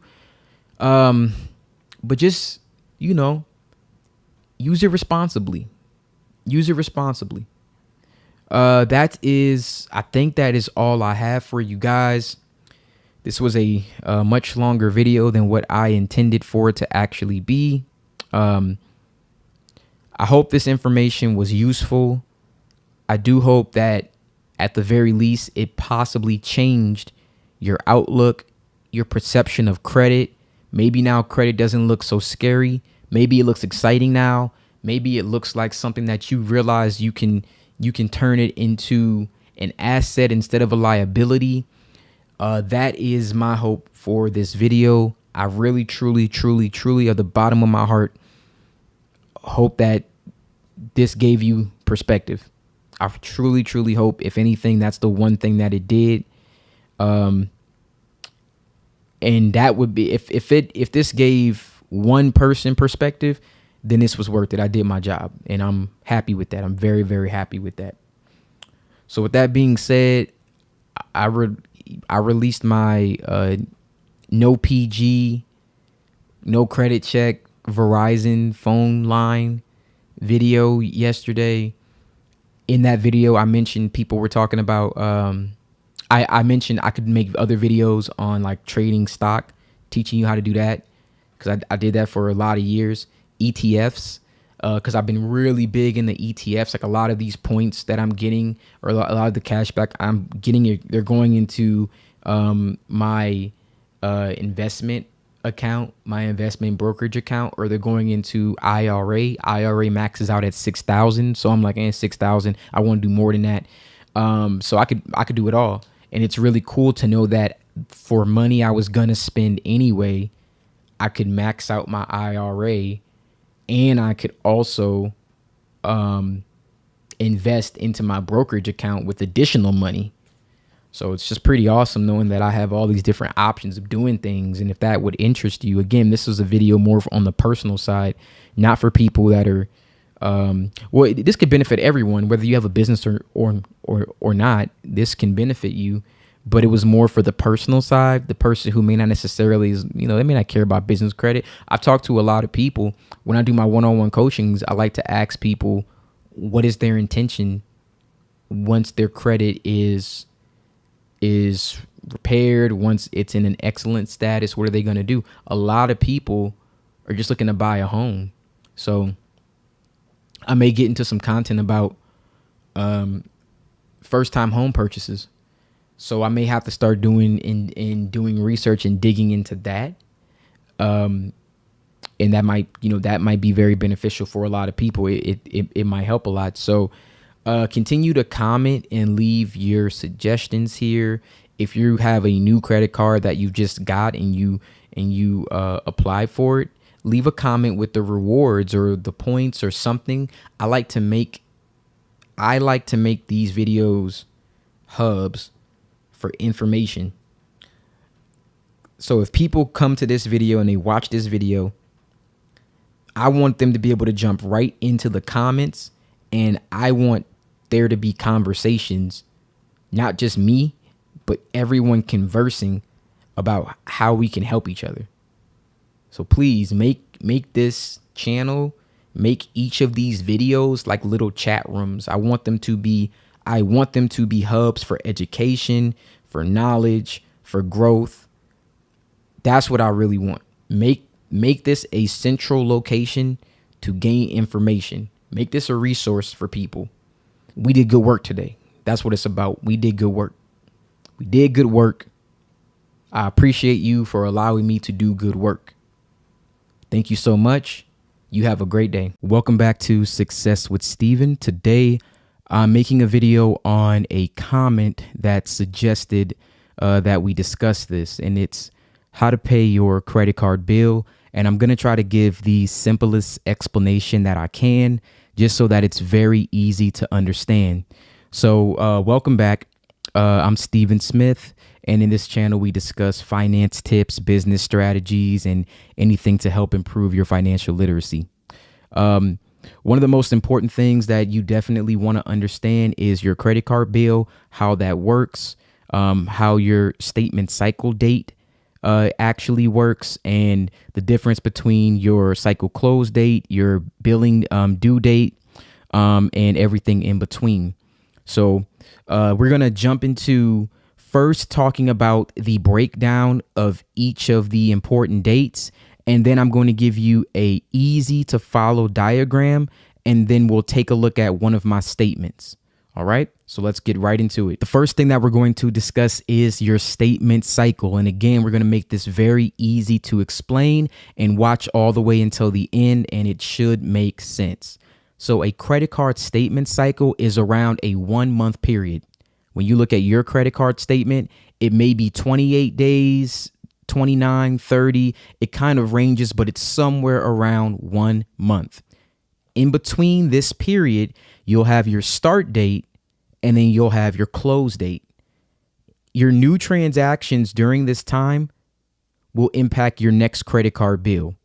Whatever transactions you make in that cycle period will be due on your next payment due date. Now, when your statement is produced, it will show a statement balance that is calculated by taking the balance at the beginning of the billing cycle, adding all the new charges made during the cycle, and subtracting any payments that were made during that cycle. All right, so it's pretty straightforward, pretty simple. Again, when we get to the end, you're going to have a better understanding of how does that impact your credit score, how that increases your credit score, and how it could potentially decrease your credit score depending on when you pay, and of course the best time to pay during your cycle. All right, so the start date. This is the beginning of the statement cycle. All your transactions from this date to the close date will determine what you're paying next month for the due date. And the reporting date. This is the date which your card issuer will report your balance to the credit bureaus. So on this particular day, whatever your balance says is what gets reported to the bureaus. If the balance that you see on there is usually higher than 30%, it could negatively affect your credit score. My recommendation is always keeping it at 10% utilization. All right. Now, this reporting date can be anytime during the month, but it's best to assume that it'll be around the time of your statement closing date. Now, in my experience, I don't know if I've mentioned it on here, but I worked at 3 different banks. In my experience, usually the closing date is 3 days after your due date. The day after that is the start of a new cycle. But again, we'll go over that, and it'll be very easy to understand. Now, the due date, this is the date by which you must pay at least the minimum amount due. We'll talk about that and why you don't want to pay just the minimum. I mean, of course, because you don't want to get interest, but once I'm able to actually show you a statement, that will make, a lot more sense. The due date is usually about 3 weeks after the statement cycle date, and failure to pay at least the minimum by the due date will result in a late fee, or if it's just the minimum and not the full amount, the full balance, then it'll result in interest.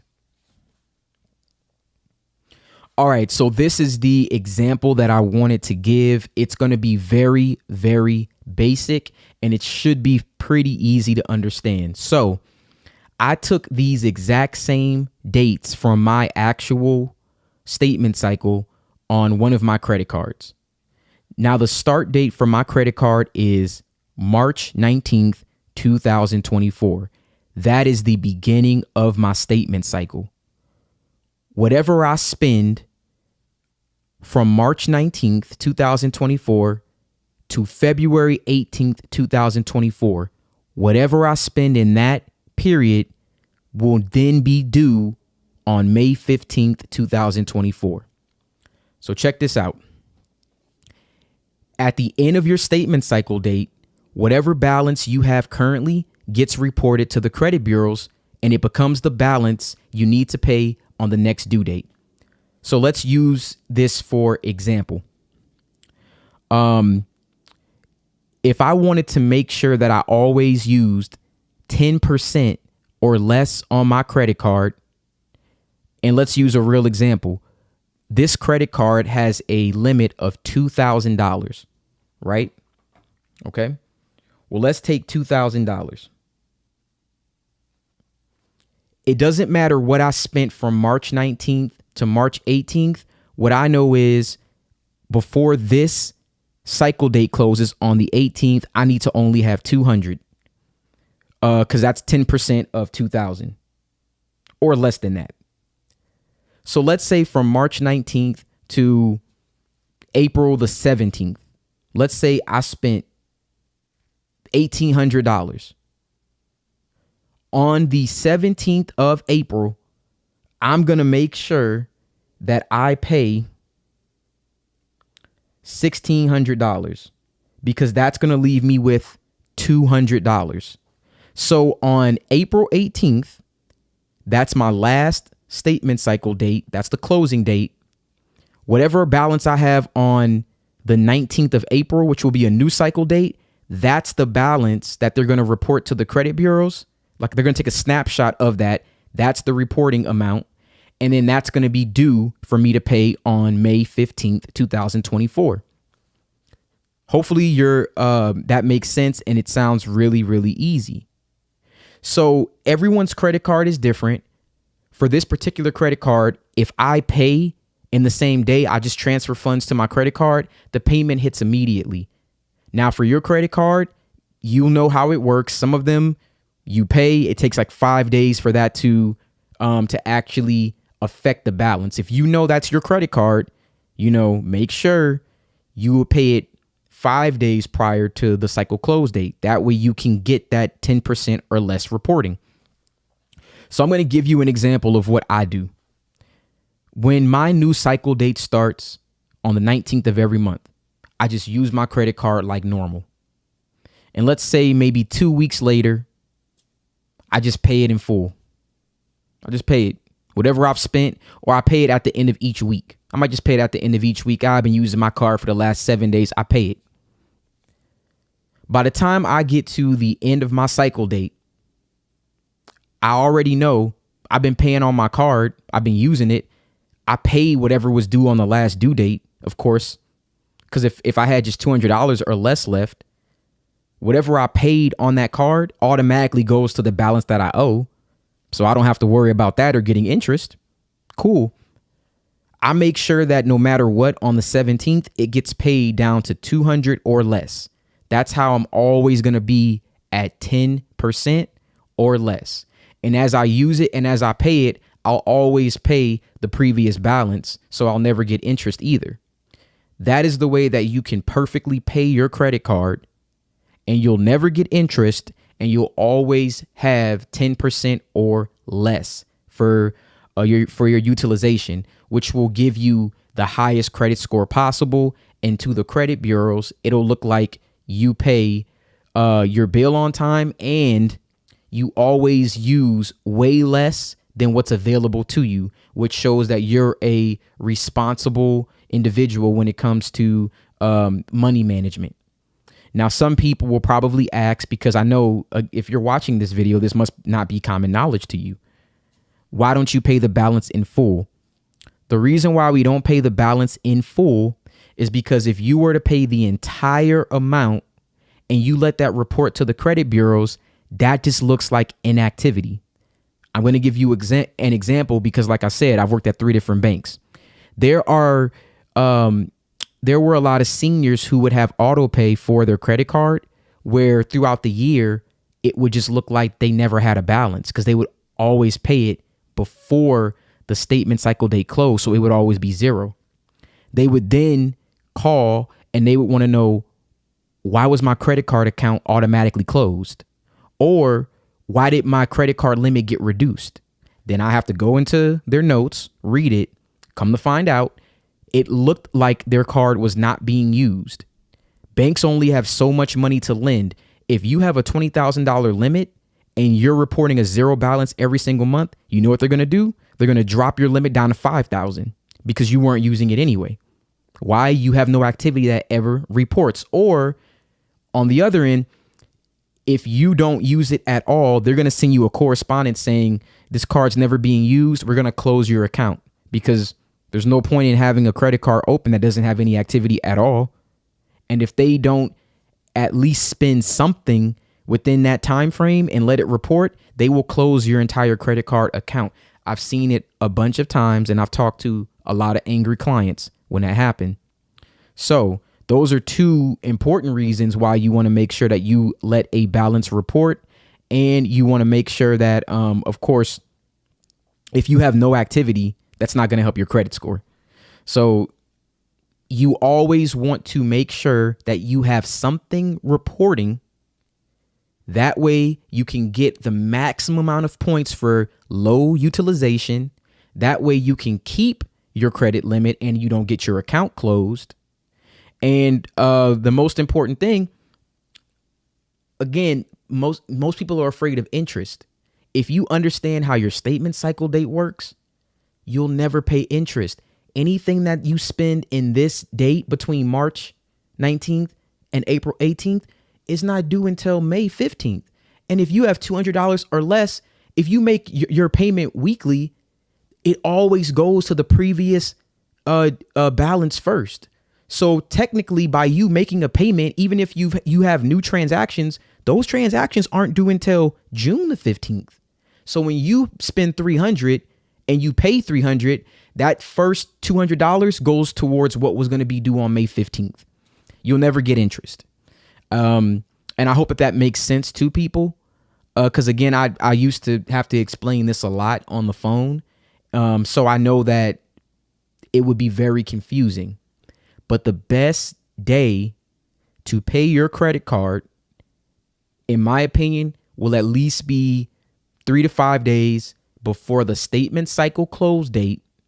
And you want to make sure that whatever balance is left on that close date, because it'll be different for you, you always leave 10% or less, not zero, 10% or less. I would say 10 to 2% is a sweet spot. Even if you leave 1%, because I do it on this account sometimes too, that's still fine, which out of a $2,000 credit limit would be $20. That's 1% of $2,000. I leave $20, which is perfectly fine. So you'll have to take a look at your credit card statement and you'll have to determine, and it may be different verbiage, when your start date, when is your end date, what's your due date, and you can pretty much have a strategy of how to do this. Again, I feel like an easy strategy is pay it every week.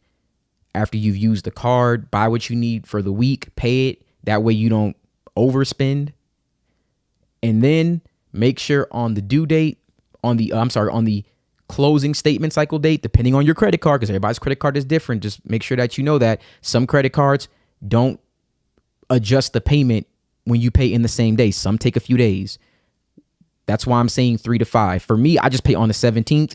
Whatever I pay it down, 200 or less, that reports, I'm good. That's how I do it. But for you, you may have to do it a couple days prior.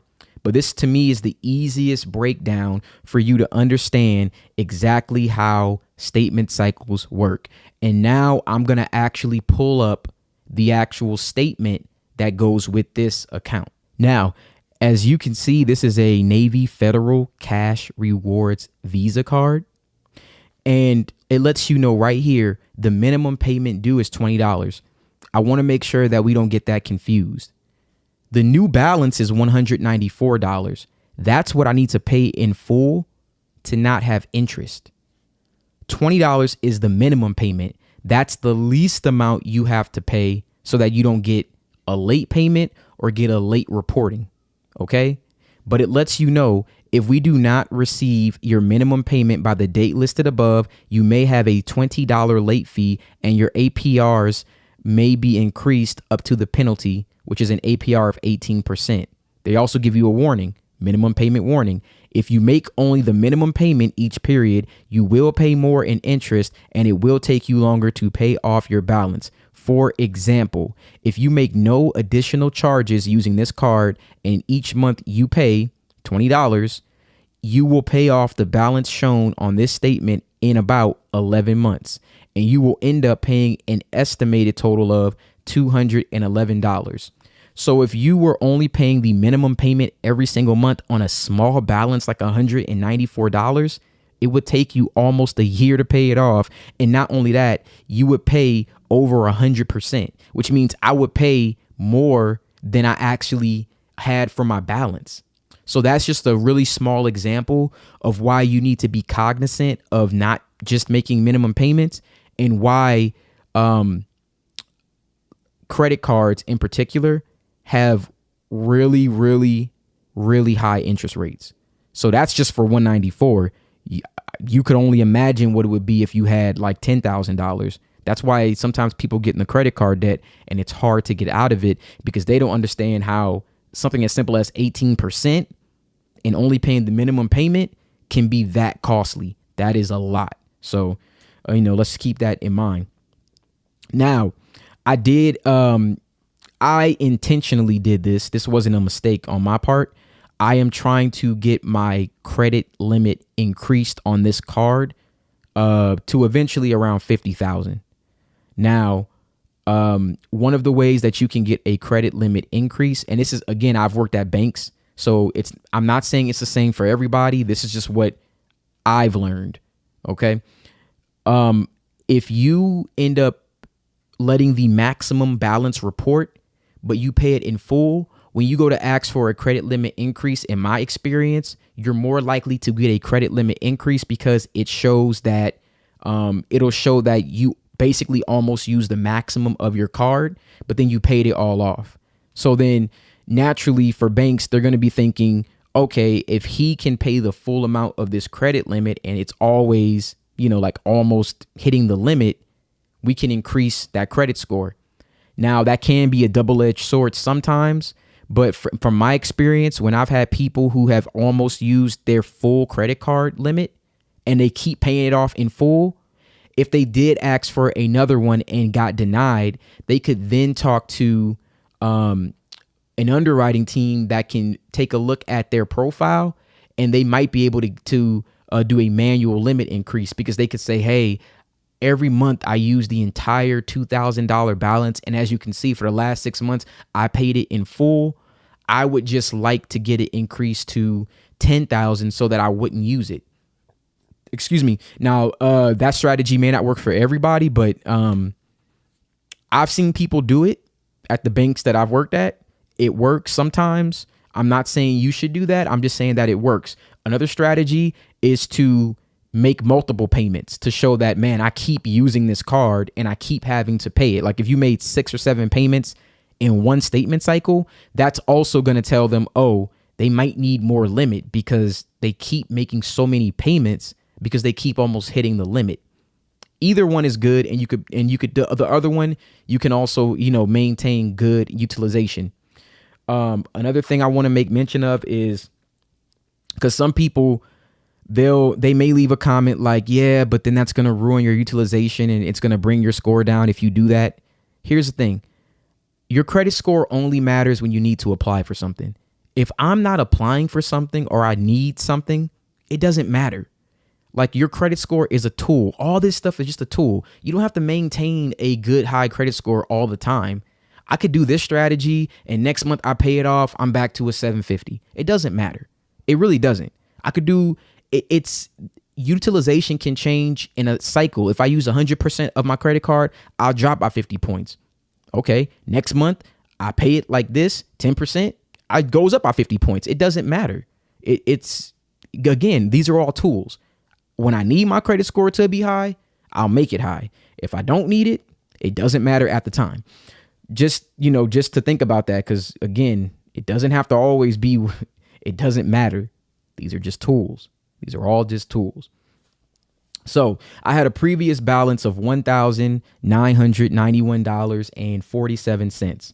Again, I did that intentionally and I left that balance there. As you can see, I immediately made a payment of $2,173.41 because I had some pending transactions during the cycle. I spent $375.94, which left me with a balance of $194, which then made my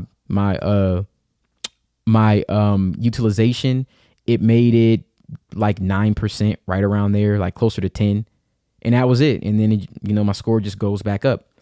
But see, my statement cycle close date is March 18th, 2024, right there. And my new statement cycle starts on the 19th. So everything I spent from basically February 19th to March the 18th, everything I spent is now due on April the 15th. And on April 15th, I just have to pay $194. And like I said, I usually use my card for the week and then pay it. So this has already been paid. The 194 is already paid because I just, I use it. I pay it. So I don't even have to worry about that. I have no new balance. I won't get any interest because I already paid it. It's done. And then I'll keep using my card up until the point that I get to around maybe April 17th, April 16th. And then I'll pay it down to 10% or less, which would be $200 or less. And that's all I do. For the most part, I'll probably continue to let big balances kind of sit, or I'll continue making multiple payments. I do both. So that way, I can give this bank reason to increase my credit score. And even if they deny me and I talk to someone, I could say, oh, look at my last 6 months. I spend the money, I pay the money, I spend the money, I pay the money, I spend the money, I pay the money. That limit's kind of small and I spend a lot. If you can make my limit higher, that would help me. It would, I kind of know how to make my case. But that is, that's pretty much it. I mean, it's very, very, straight. It's very straightforward. I hope that this was a easy explanation and it's not too confusing for you to understand. If you need any more clarification, I could either make another video or I can, show you a different credit card statement. Or if you have a particular question, drop it in the comments and I'll definitely be more than happy to address that for you guys. And if you have any more suggestions as far as videos go or things that you want to see, this kind of stuff for me is very, it feels very easy because I used to do it all the time. So I would be more than happy to do more stuff like that or explaining things about credit cards and things of that nature. And I just appreciate all of your support and your patronage when it comes to this channel. And it's just been wonderful to speak with you guys, to get to know you guys.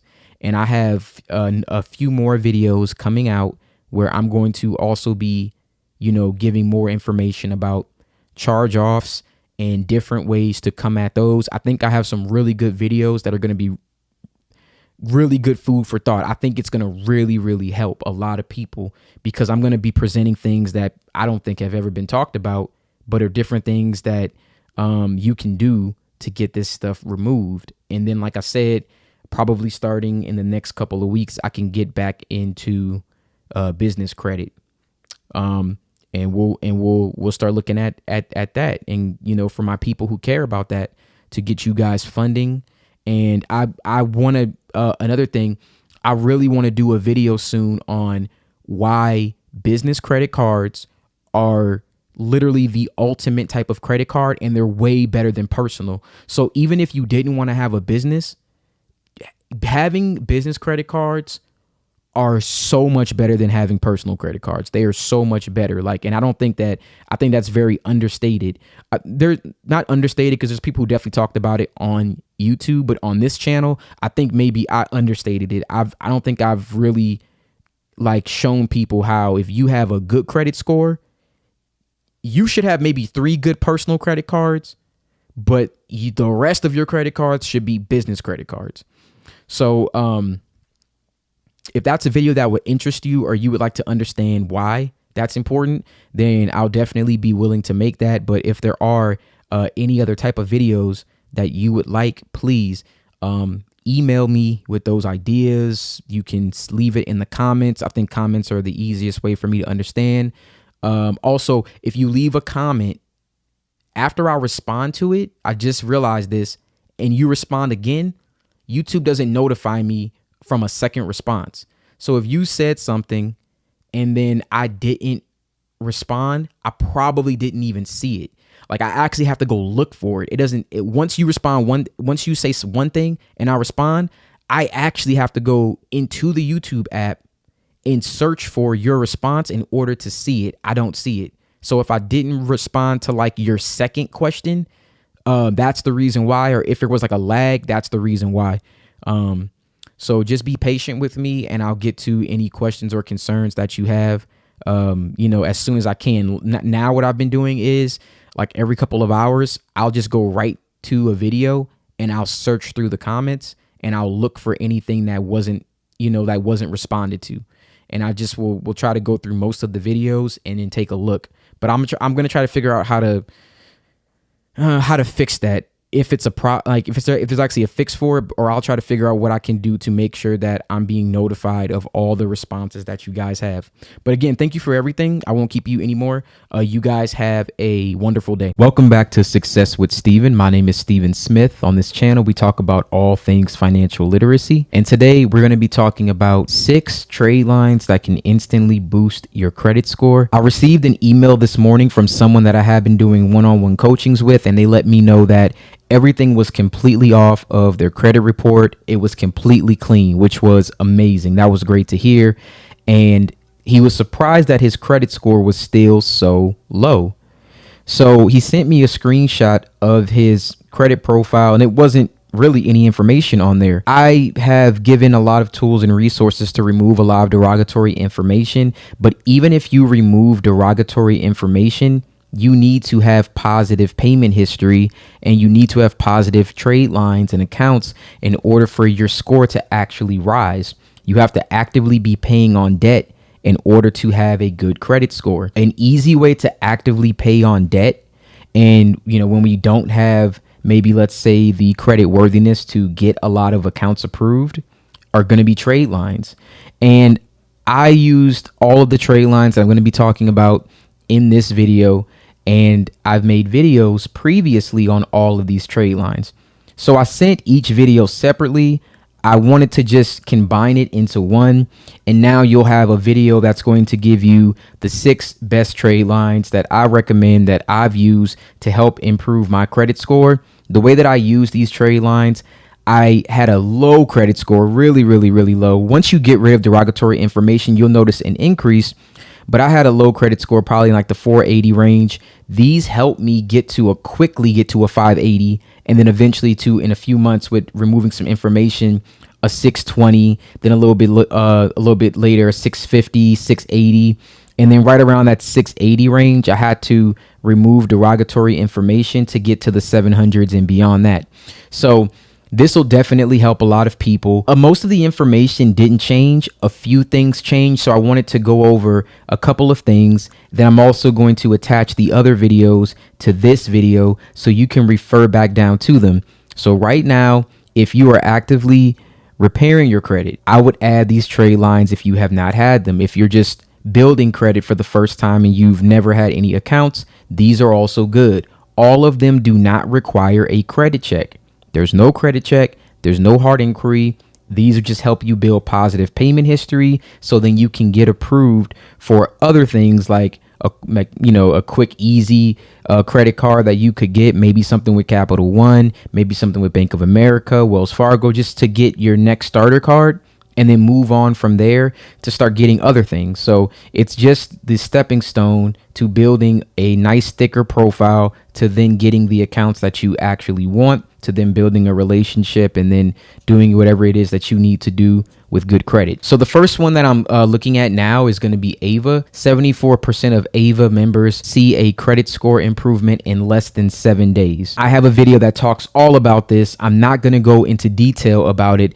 I'm just going to give you a quick overview of what you can see with Ava. Now, most things with Ava have not changed, but just to let you know, they have 2 different products. One is an Ava installment loan. I have a video where I talk about the installment loan. One is an Ava revolving line of credit. What that means, it reports as a credit card to the credit bureaus, and it's going to report a $2,500 trade line. So just be aware that when you look at this one, there's 2 different products. One is an installment loan. It looks like a personal loan. The other one is a $2,500 trade line that is a credit card essentially. So you will be able to get both these products with Ava. The other videos will go into more detail. If that interests you, click that in the description. The next one that you're going to be looking at is Kickoff. Now, same thing with Kickoff. It has an installment loan. It also has a revolving line of credit. Now, one thing with Kickoff did change in the recent months that you probably will not see in the video.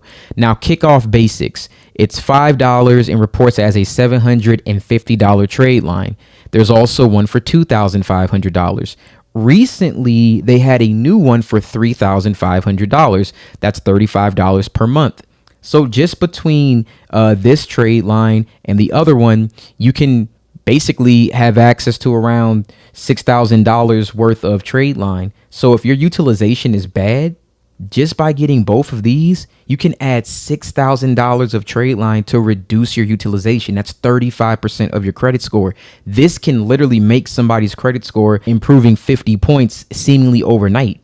So you really want to take a look at some of these. If you're going to do it, I would recommend just going with the highest one, because $35 really isn't a lot for that type of trade line to report. It's no credit check. It reports to Equifax, Experian, and TransUnion. And again, they also have an installment loan product. You can take a look at that as well. I have a video where I talk about the installment loan, so you can check that out too. Kovo is going to be the next one on our list. Kovo actually reports to Equifax, TransUnion, Experian, and it also reports to Innovis.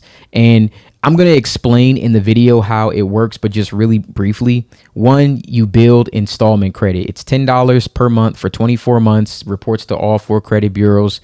You grow your credit. You can also earn cash rewards, and you can unlock credit boost. And there's, the video will explain more details about that. This one hasn't really changed, so it isn't anything that I need to update, but just to give you that brief overview. And again, it's no credit check. It's no hidden fees, reports to all 4 credit bureaus. Brigit is the next one on our list. Brigit is also a really good one that has a credit builder for just $1, and you just have to save $1 per month. It's no credit approval. It's no impact to your credit score, no hard inquiry or anything like that. This is a very easy, straightforward credit building loan.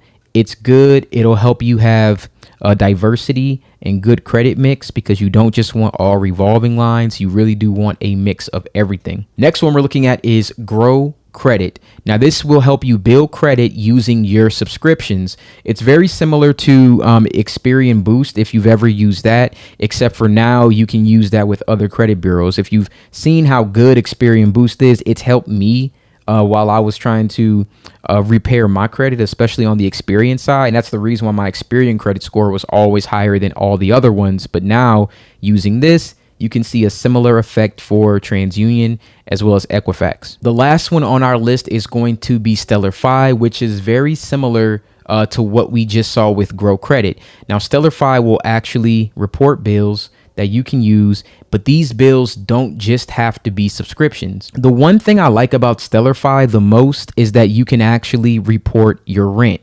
That is the main one that I like, because depending on how high your rent is, you can have a trade line that can be very huge. So it's a little bit different than Grow Credit with that advantage. So we pay your bills on time. You can link your monthly bills by adding your StellarFi bill pay card as the primary payment option with your biller. We will automatically pay on its due date, and you'll then automatically authorize repayment. We will debit your linked checking for the amount of the bill. StellarFi then reports all the positive monthly payments to the credit bureaus, improving your credit history. The more bills that you pay, the more that we report. And again, the apartment and rent one, that is the one that I think is the most important when it comes to StellarFi. So you can figure out how to mix and match all of these so you can get the most benefit from them. Now, this will benefit the people who have very low credit scores and who don't have a thick credit profile. If you already have a thick credit profile, then these will not benefit you as much. But for the people who have either low credit scores and they don't have enough positive history, this will greatly help.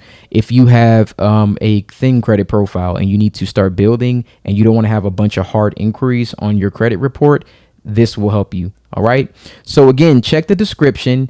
I'm going to link all the videos there. They will be in probably the order that I made them, but they will go over detailed information for each of these trade lines. And again, They will help you increase your credit score. You can see it in as little as 7 days when it comes to Ava, and probably you'll see the most benefits in around 90 days, but 30 days on average, you'll definitely see a change. So thank you so much for watching this video. Check the description for the one that you would like more information about, and you guys have a wonderful day. Welcome back to Success with Steven. In today's video, I'm going to give you 4 instant trade lines to boost your credit score 40 to 100 points. These will be personal trade lines that you can use. They don't require a credit check, and it's no hard inquiry, so bad credit is definitely welcome. If you're like me, you want to make sure to get the best interest rates, and to do that, we need to have a high score. So join me on the computer, and I'm going to show you how to boost your credit score instantly with these 4 trade lines. All right, so for the trade lines that we're looking at today, it's going to be comprised of 2 installment loans, and it's going to be comprised of 2 revolving accounts. If you haven't seen my video on how easy it is to get an 800 credit score, I'm going to link that here. So that way, if you need a breakdown to understand why these are so significant, you can do so. Now, when I was rebuilding my credit, I started around a 480. One of the things that definitely helped me get from that credit score to the high 600, 700 range was Ava. Now, Ava did change over the time that I was using it. Originally, this was, it would help improve your credit score fast by giving you basically a revolving credit card line. It started at 750, but since Ava has actually increased it to where the credit card line is 2,500. And I'm just going to go over some of the things here about how it actually works. So, as I said in my other video, 35% of your credit score is on-time payments. The other 30% is utilization. Utilization can only be received by having a credit card account. That's the most important thing. Revolving credit cards are the only accounts that get 30% of that score. So it's important to have one. Credit mix is also a part of it, which is only 15%, but they put credit, age, and mix here together, making it 25, 10 and 15. So let's actually go to the Ava credit card. All right. So it's no interest, no deposit. You get approved instantly. So you won't have to worry about getting a hard inquiry. It doesn't matter if your credit is good or it's bad. Everyone will qualify for this. Ava's credit card is a $2,500 trade line. It's $2,500. So this will do a couple things. If you only have a $500 card right now or something with a low credit limit, this is going to give you an additional $2,500. So your overall utilization instantly gets good. Not only that, but you can put subscriptions onto Ava. So the way it works, you get the 2,500 credit line that's going to report. Ava will let you put your online merchants to the Ava monthly store, which could be like Cox Communications. It could be your Verizon bill. It could be HBO, Peacock. It could be so many different things. I'm going to get a list of all the merchants. So as you can see here, 24 Hour Fitness, ABC Mouse, AMC, Amazon. These are things that obviously everyone's going to use to some degree.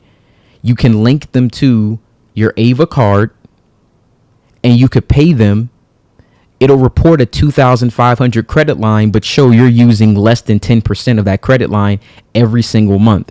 You cannot beat this trade line. It is the absolute, hands down, in my opinion, it's the best revolving trade line you could get to boost your credit score. I'm trying to think if there's any downsides, but honestly, I don't have any downside that I could possibly provide to you. Except for you do have to pay for this every single month. If you pay for it annually, it's $6. If you pay for it monthly, it's $9. Maybe that's the only drawback. It reports to all 3 credit bureaus.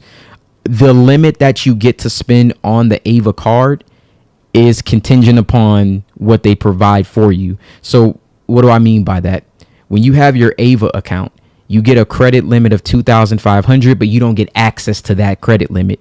They let you maybe get like 50, maybe I think mine went as high as like $150.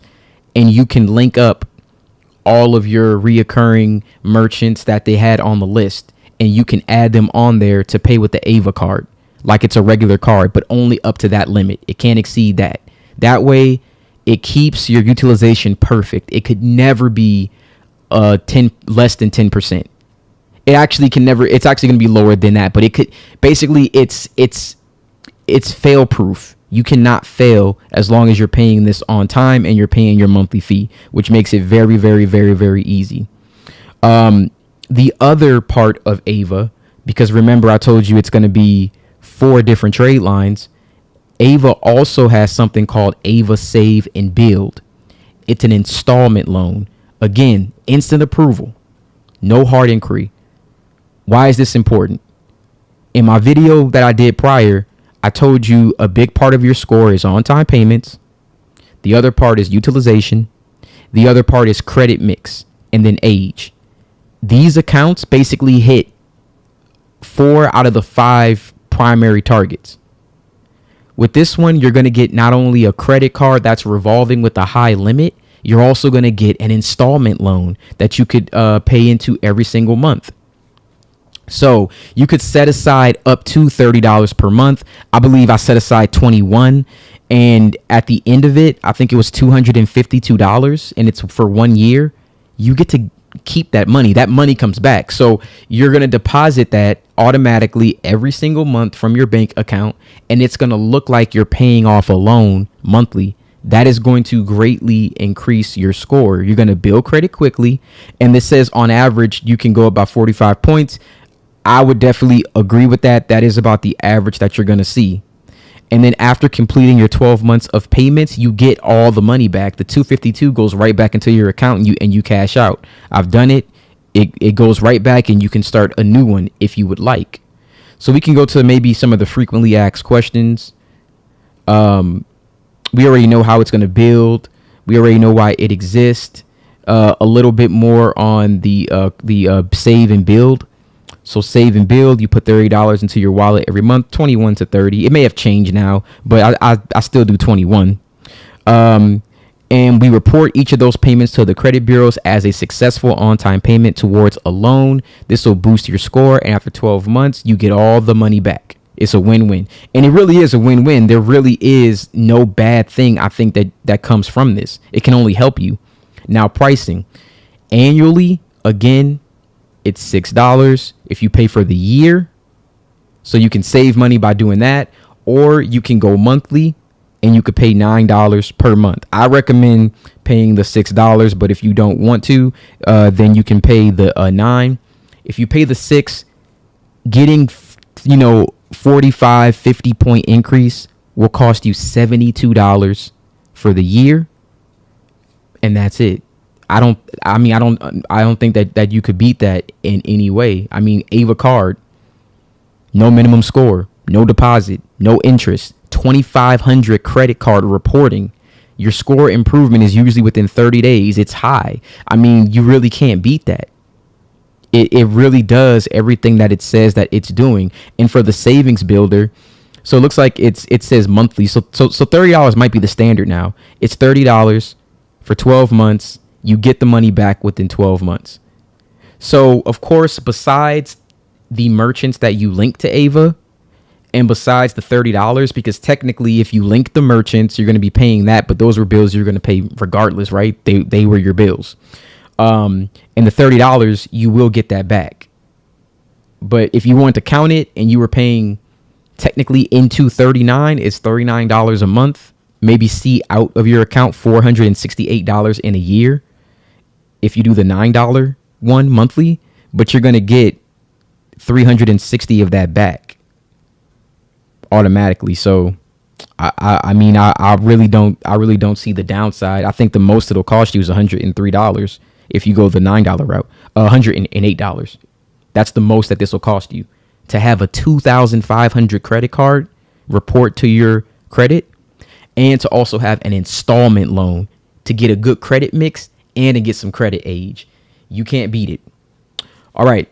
So now let's get into the next 2 trade lines, which will be another revolving account and another installment loan. 2 trade lines that we're looking at are going to be with the same company, and they're going to be that's going to be Kickoff.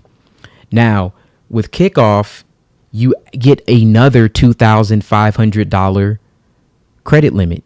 So now between two of these, between Ava and Kickoff, you're going to have $5,000 that's going to be reporting with perfect utilization. Now, for the Kickoff website, it says that it starts monthly at $5. $5 only gets you a $750 credit line.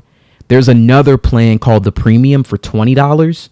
Let me see if I could find it on here. I don't think that they updated their website, but there's a premium plan for $20 when you sign up for Kickoff, and it reports a $2,500 card. So the $20 that you pay per month just reports to the credit bureaus as a balance, and you just keep paying it. So it'll always report perfect utilization every single month. So right now, I don't think on the website it shows that premium one, but that's the one that I'm actually talking about and I would suggest for you.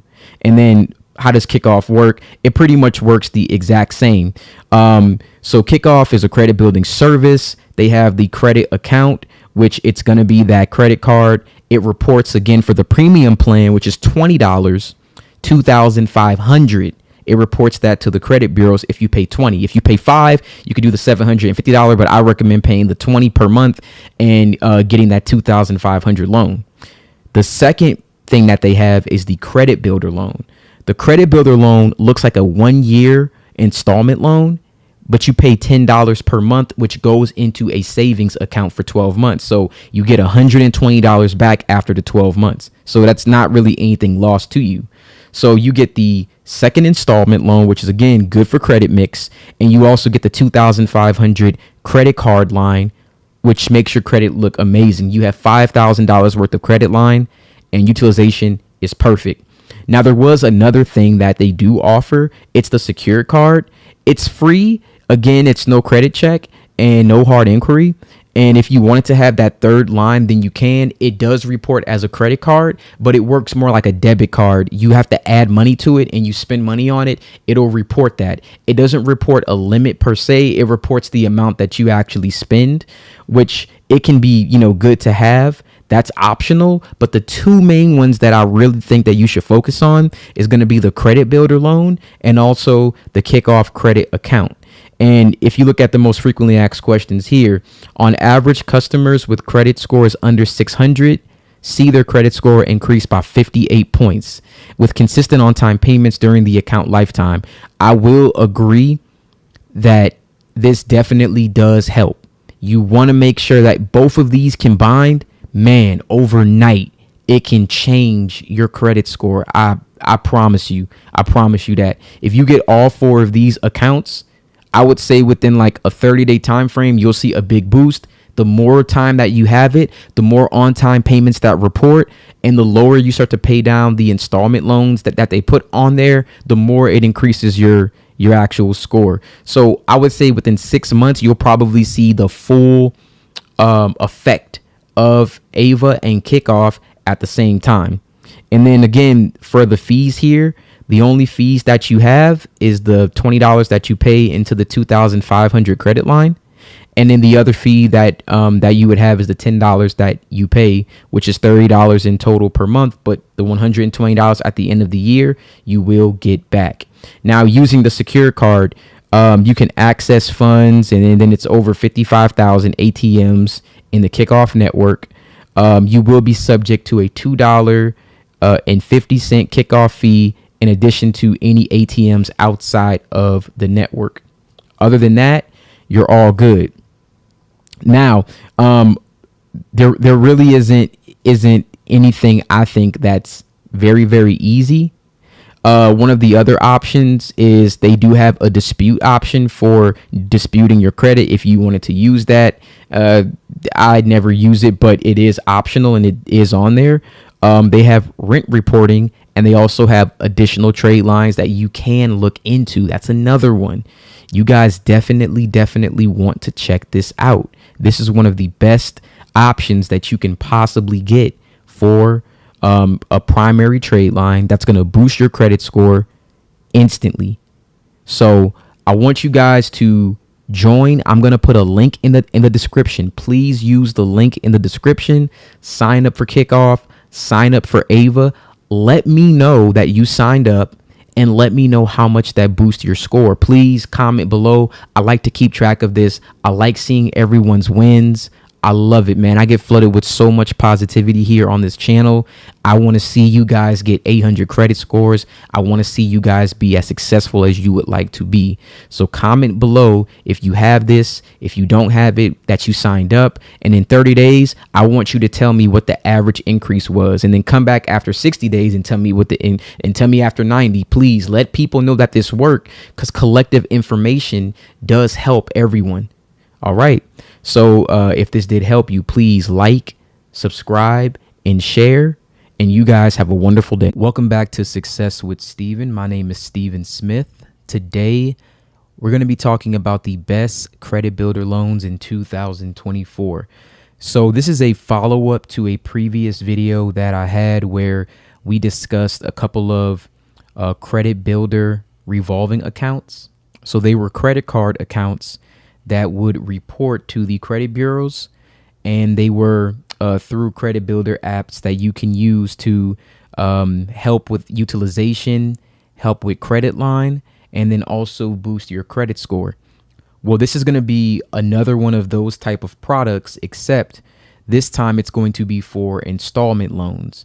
Now for installment loans, it's very important when you want to raise your credit score to have a decent credit mix. And one of the best products to use for a credit mix are installment loans.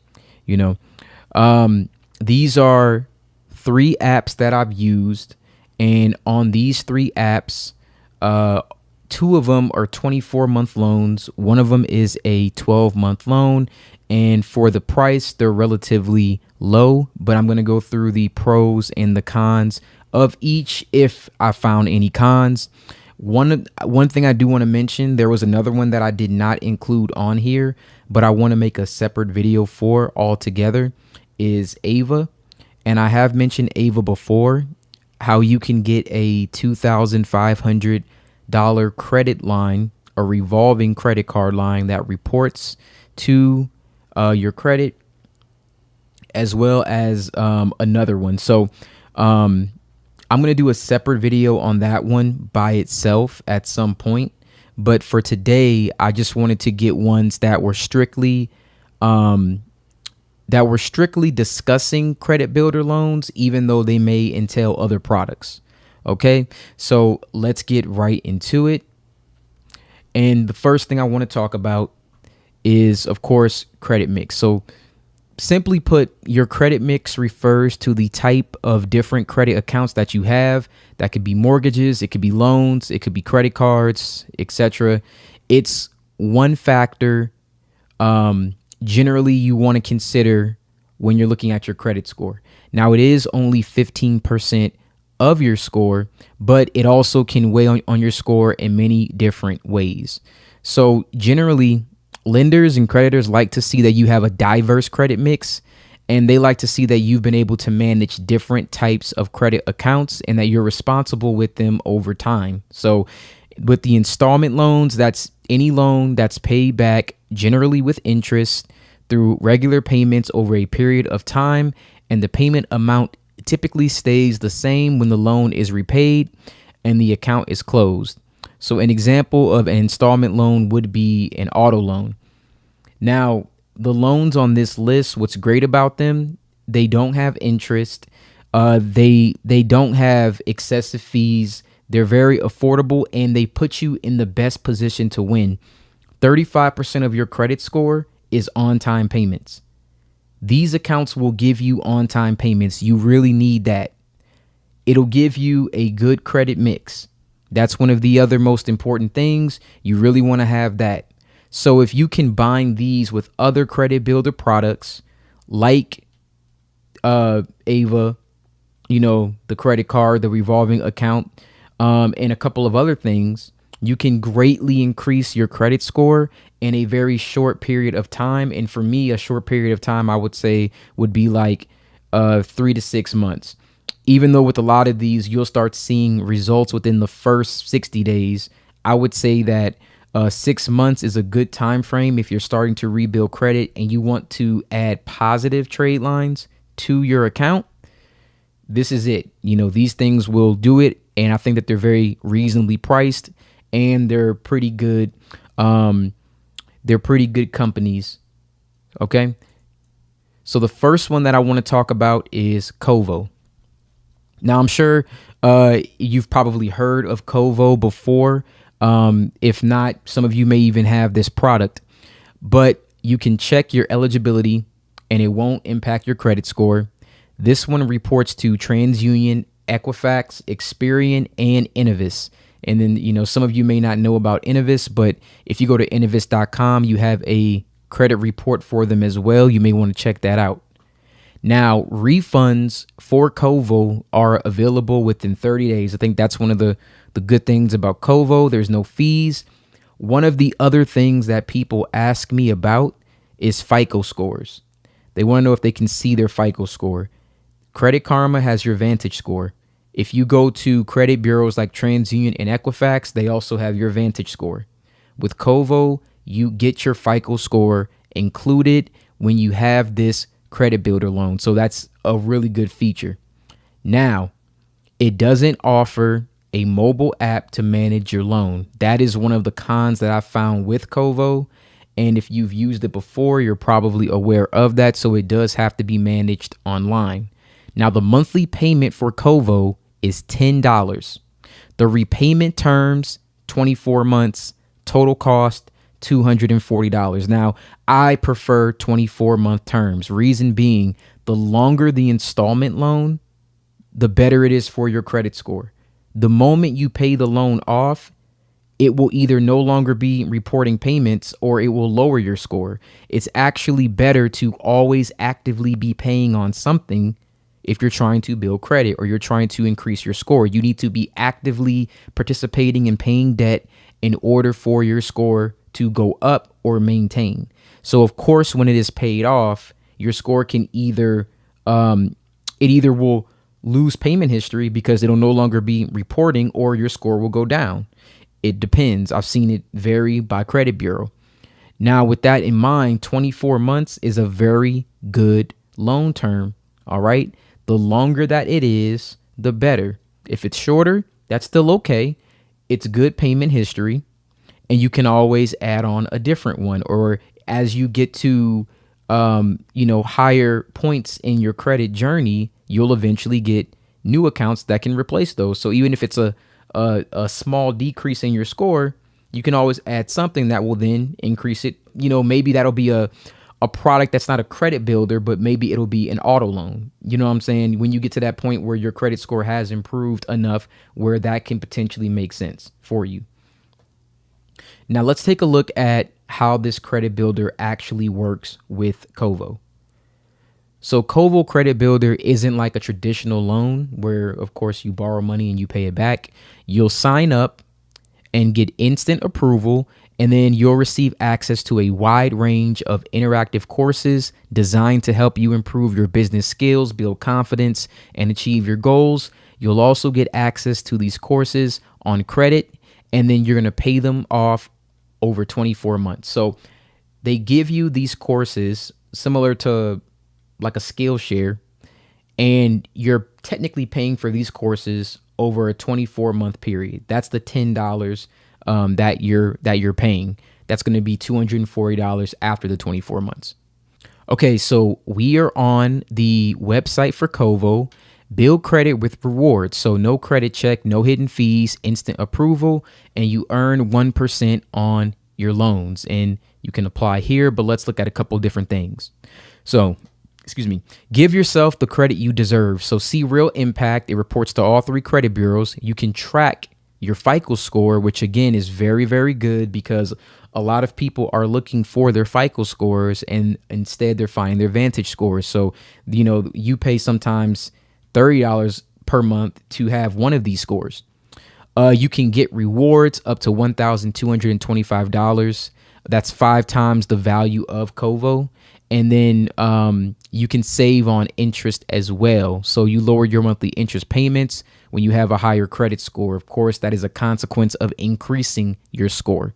Here are the courses. The courses are created by instructors to help you hit your goals. While these courses are all together valued at over $400, we make them available as a collection for $240. Now, these courses, in my opinion, don't really mean anything to me. I don't really care about the courses. I could learn everything from YouTube University. Wherever I have to go, I can read a book. There's a lot of ways for me to get educated on the things that I want to learn. That's not really important for me. What's important is that I have a 24-month credit builder loan. That's the most important thing for me. But if you wanted to use these resources, it is available to you. The value that they have on this is only as valuable as you deem them. So if they're useful to you, then they are that valuable. If they're not useful to you, well, we know that we're getting this for a credit builder to increase our credit score and to have a better credit mix. Now, the return policy. If you're looking to return your installment plan purchase for any reason, you have 30 days. You can do so by going to support@kovocredit.com. Are there any fees? So there's no hidden fees. We don't have to go over that. There is no credit check. Will you see the results? Well, it's unique to everyone's profile, but on average, many customers need a few months before experiencing a change. Make on-time payments each month, and that will help create positive payment history. I would say probably after 60 days, you will see a change, but that's not guaranteed. It does depend on each person's credit profile because, of course, everyone's credit profile is unique to them. Now let's check the rewards. Rewards provide a way for Kovo customers to earn gifts when opening a loan or credit card offered by some of our featured lenders and card issuers. Rewards are calculated as 1% of the value of a personal loan issued up to $500 gift card, student loan issued up to $250 gift card, student loan refinance issued up to $250 gift card, auto loan refinance up to $150 gift card, and up to $75 gift card for a credit card issued. Each reward can be redeemed once per category. Now, these are rewards that you get when opening any of these products. So there is in a sense, it's not just a reward that you can collect. You would have to be applying for something in order to get these rewards. So you can log into Kovo, go to the rewards section. Once you have it, you'll see it. If you're eligible, you'll see the rewards unlocked and you'll be able to see various offers available. Use the link provided and open your account within 15 days of clicking the link. And remember to turn off any content blockers or ad blockers. And then it tells you what can you earn, and rewards are earned within 90 days of loan or card issuance. And then who can access the rewards? Well, the awards are eligible to customers and those who demonstrate consistent on-time payments on their Kovo installment plan, active customers who have made four or more on-time payments. So when you log on, if you don't see it right away, know that after 4 or more on-time payments, you should have access to the rewards. Now, these are just additional things that you could possibly have with Kovo, but the most important thing that I'm looking at is just a 24-month loan and what it's going to cost me. I think overall on our list, Kovo is going to be the most expensive loan that you can have, being $240 within 24 months.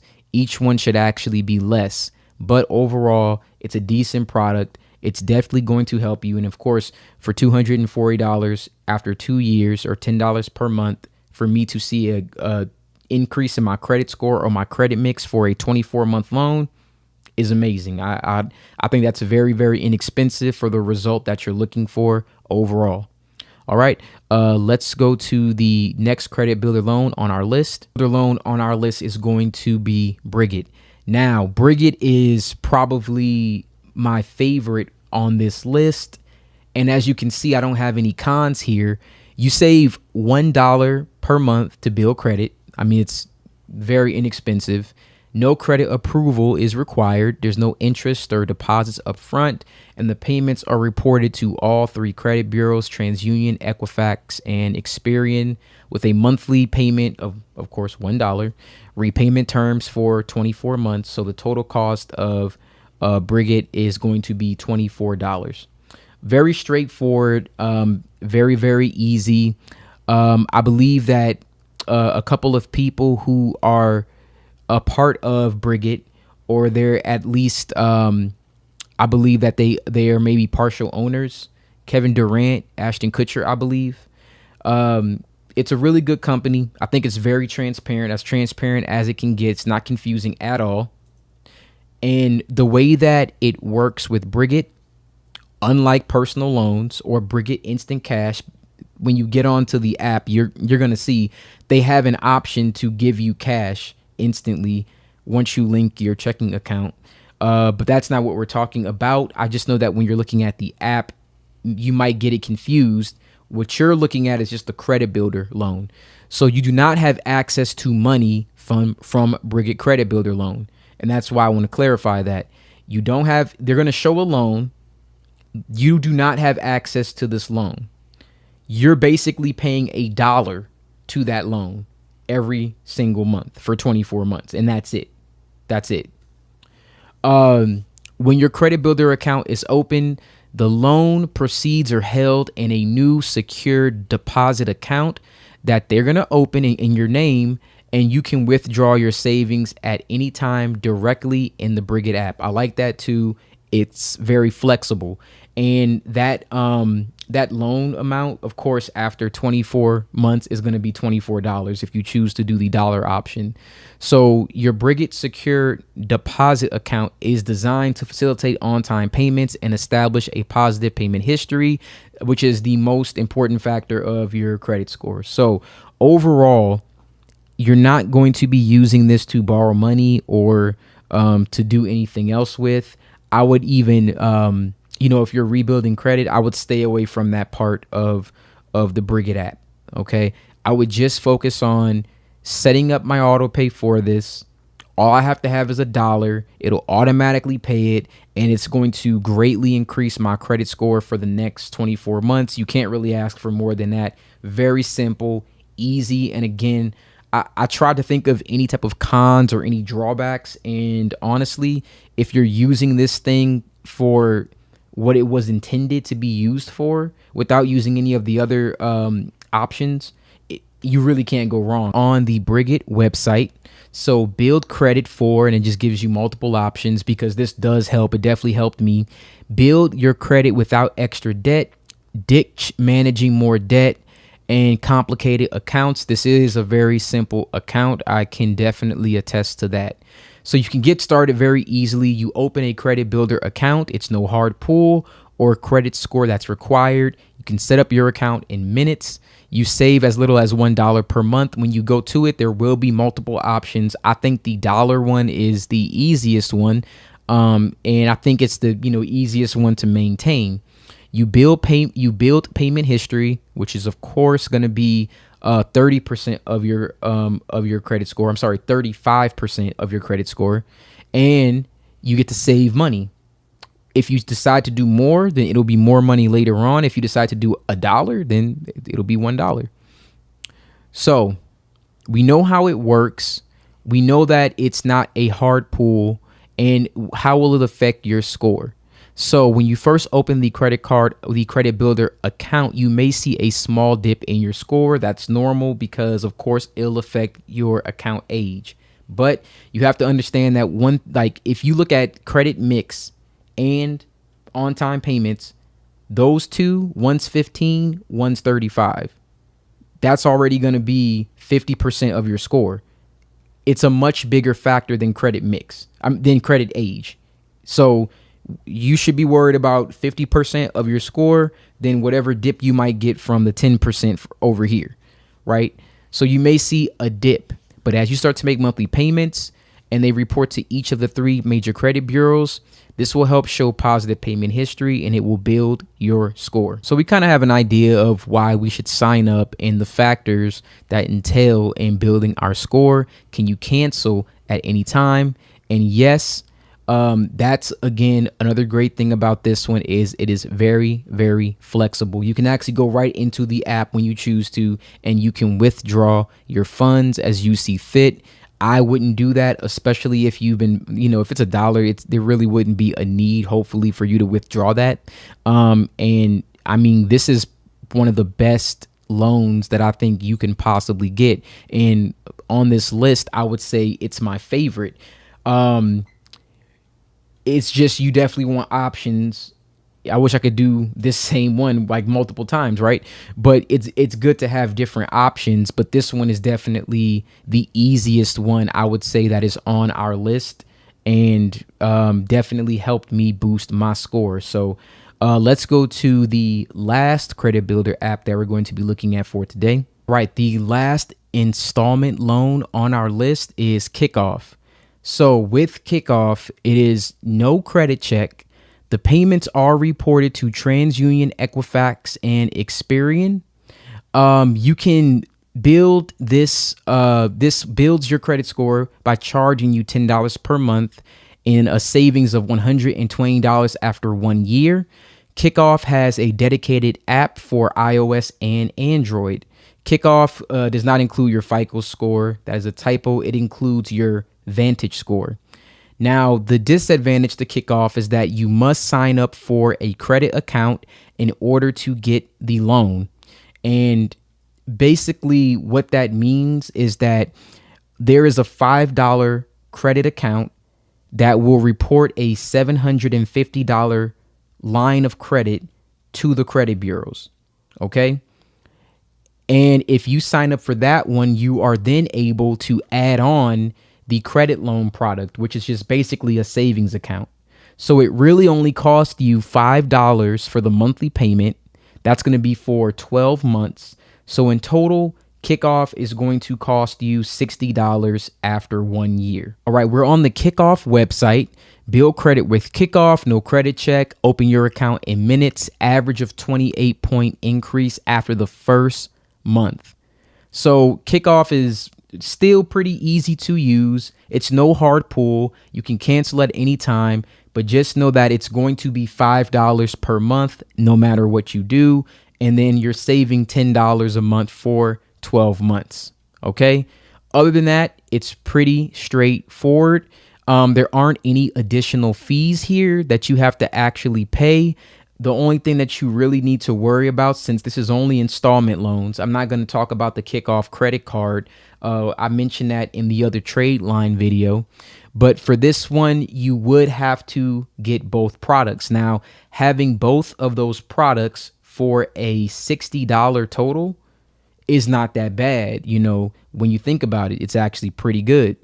For me personally, I still use Kickoff to this day. For my Kickoff account, I started off at $750 for $5. Then I changed it to a $2,500 line of credit for $25. They gave me an offer, I believe, like a week ago, $35 for this ultimate plan, where now it's a $3,500 credit line that reports to the credit bureaus every month, and I still use the installment loan. Now, once my installment loan closed after the first year, my score did take a dip for whatever reason, not on Experian or TransUnion, but on Equifax for some reason. Just that one, it took a dip.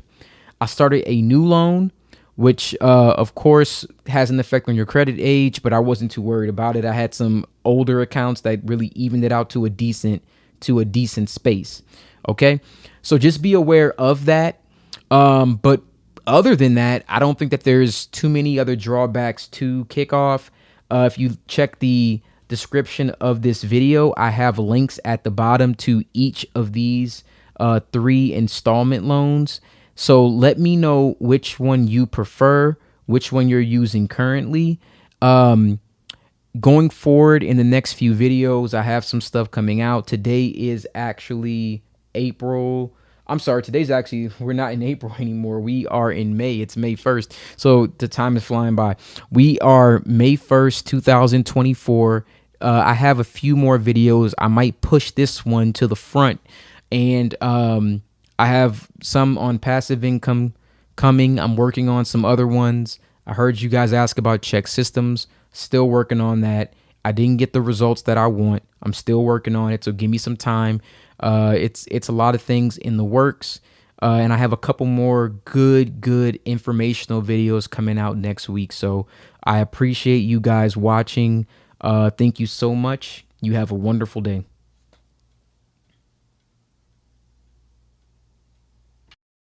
Welcome back to Success with Steven. My name is Steven Smith. On this channel, we talk about everything financial literacy. And today, I'm going to be talking about some additional trade lines that you can use to boost your credit score. And for this video, it's going to be $26,800 potentially that you can have in these two trade lines that can boost your credit score. Now, these are two that you're familiar with if you've been looking, but I'm going to go into some greater detail about both of these trade lines. I did get requests to actually cover both of these. So without further ado, let's get right into it. Now, the first one that we're going to be looking at is Grow Credit. So Grow Credit reports to all major credit bureaus every single month. It helps you establish and grow your credit month over month with auto pay for your subscriptions through an interest-free virtual MasterCard. So if you have anything like Netflix, Hulu, your gym membership, anything like that, you can actually put all of your subscriptions in one place, and it's going to help you improve your credit score. Now, for a lot of people, even myself, I have plenty subscriptions and I have a lot of issues with keeping up with them because sometimes I have cards that expired, I change cards out, and then I have multiple transactions coming from one place, coming from different places instead of one place. This kind of solves that issue if you're going through that as well.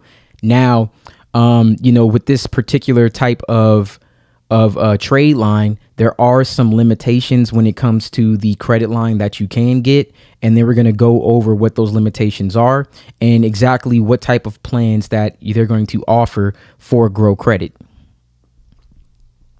Now, Grow Credit is unique with trade lines, with Credit Builder trade lines. They have a free plan that you can get. So the build free is $204 annual credit limit. So it's going to be $204 that is reported to the credit bureaus. Your spending limit is $17. So with $17, it's not really too many subscriptions that you can add on there. If you have some that's maybe $4.99, you might be able to get away with adding 3. But for the most part, very, very small. But again, it also is free. So it's perfect for paying one subscription free for the first 12 months. It's then $2.99 per month. This reports to all 3 major credit bureaus. It gives you access to your FICO scores, automatic payments, free financial literacy education, and access to premium subscriptions, cell phone bill payment. And this one, I'm sorry, I think it actually restricts the access to premium subscriptions. But that was just one of the things that they were offering. I copied it from there, but I believe that one you have to actually get Grow or Accelerate in order to get that feature. Now, the benefit of this is when I was trying to rebuild my credit, I started with a secured card of $200. So if you get a secured card of $200, you can then add this one as well. My strategy for, rebuilding credit, I would try to get all of these accounts at the same time if you can. That way it won't affect your average age if you add new accounts later. So if you can get something like a secured card of $204, this would then be a good one to start. You can try it for free, see how you like it. If you like it, then you can upgrade it and go to the next plan, which would be Grow. So Grow is $4.99. And you're going to get $600 annual credit limit. The spending is $50 per month. So it's perfect for paying 2 to 3 subscriptions maybe. And it reports again to all 3 major credit bureaus. You get access to your FICO scores and the same benefits that you get with the build. In addition, you'll get access to premium subscriptions. So the Accelerate is $9.99. But with this one, you get a $1,800 annual credit limit. That's $9.99 per month. Now, the spending limit is $150. I believe this is the best one that you can possibly get. You get a $1,800 credit limit, which is really good, especially if you don't have any other limits that are reporting currently. It reports to all 3 credit bureaus, but you can actually probably put, goodness, maybe like 5, 6, 7, 8, 7, 8, or, it depends, but there's a lot of subscriptions, maybe even all of them on this one trade line. Again, it's automatic payments. You even get to do the cell phone bill payment on this one as well. If you want to do that, if you get something like Ava, it also offers the exact same thing, but you can also do a combination of a few different trade lines, but that one would probably be the best plan in my opinion. Now let's talk about a few key takeaways. Now, the reporting time frame, you should begin seeing grow on your report within 60 to 90 days. Okay. And that's after you make your first payment. Second key takeaway, utilization. The credit builder gives you a small amount of credit line. That's intentional. That small amount is under 10%, and it gives you the maximum points that you'll need on your credit. So 35% of your credit score is on-time payments. The other 30% is utilization. This will give you the perfect utilization every single month. You can't fail. So it puts you in the best position to win and to get the most potential increase that you can for your credit score. Another big thing is no hard inquiry. This account will not require you to have a hard inquiry whatsoever. So that is the last benefit and the key takeaway that I want to go over. Now, let's go to the website for Grow Credit so we can take a look and just see everything else that they're offering. All right, so we are on the Grow Credit website here. And as you can see, you can build your credit for free if you're using that free plan. They're saying that 44 points seems to be the average that you're looking at when you're using this.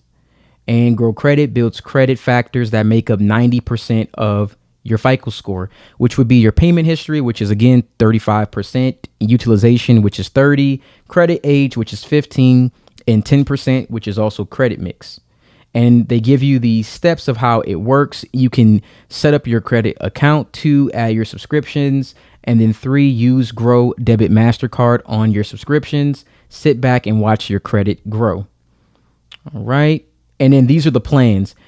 For some reason on the website now, they don't actually give you the credit line amounts, but when you're going through the process of setting up Grow, you will then see the credit limits that they offer.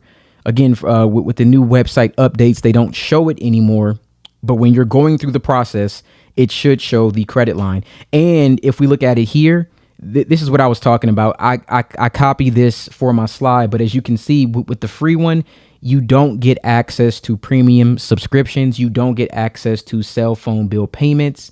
With the $4.99 plan, you get access to everything besides cell phone bill payment. And with the one for $9.99, you do get that access to the cell phone bill payment. So keep that in mind when you're looking at this. If you did want to pay your cell phone bill, you are required to do the Accelerate plan.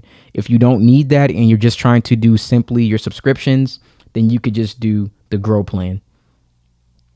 All right. And then there's some factual questions here, frequently asked ones. How does it help you build your credit score, which we kind of are aware of the different factors that it does work for. Again, with this one, you have the opportunity to start for free. I would start it for free and just see how you like it. If you like it, awesome.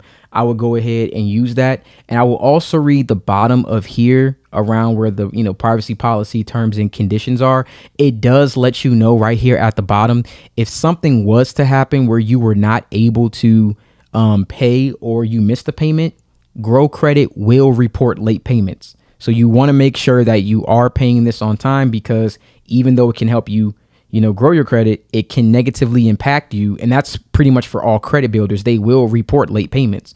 So just bear in mind that you want to make sure that when you're using this, you're using it responsibly and you're paying it on time. That way they can report these on-time payments to help your credit, not hurt it anymore. So other than that, I think that pretty much wraps it up. And that is everything for Grow Credit. Let's move on to the next credit builder trade line.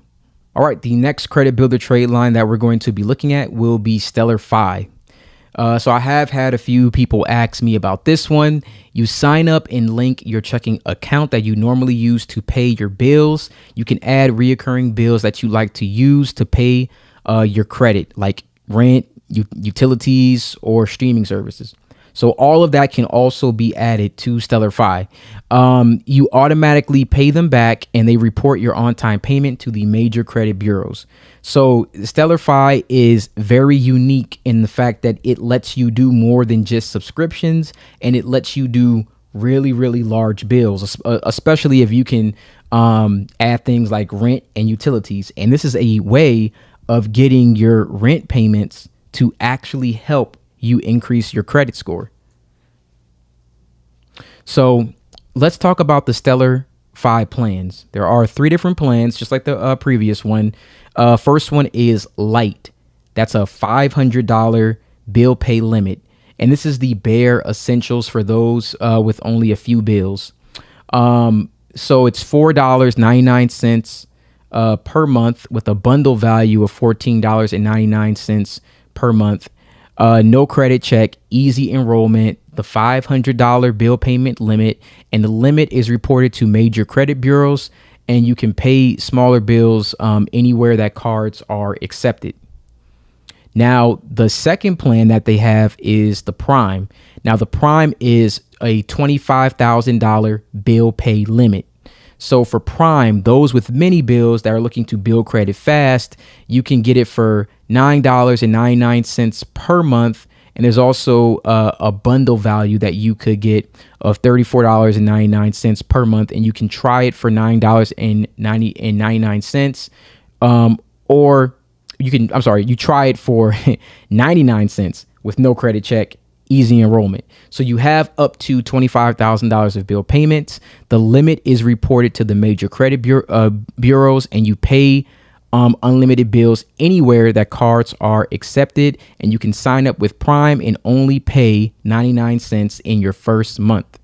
And finally, there is a premium plan that is coming. I don't know what the limit is going to be for premium, but you can build credit by paying all of your bills, of course, on your own schedule.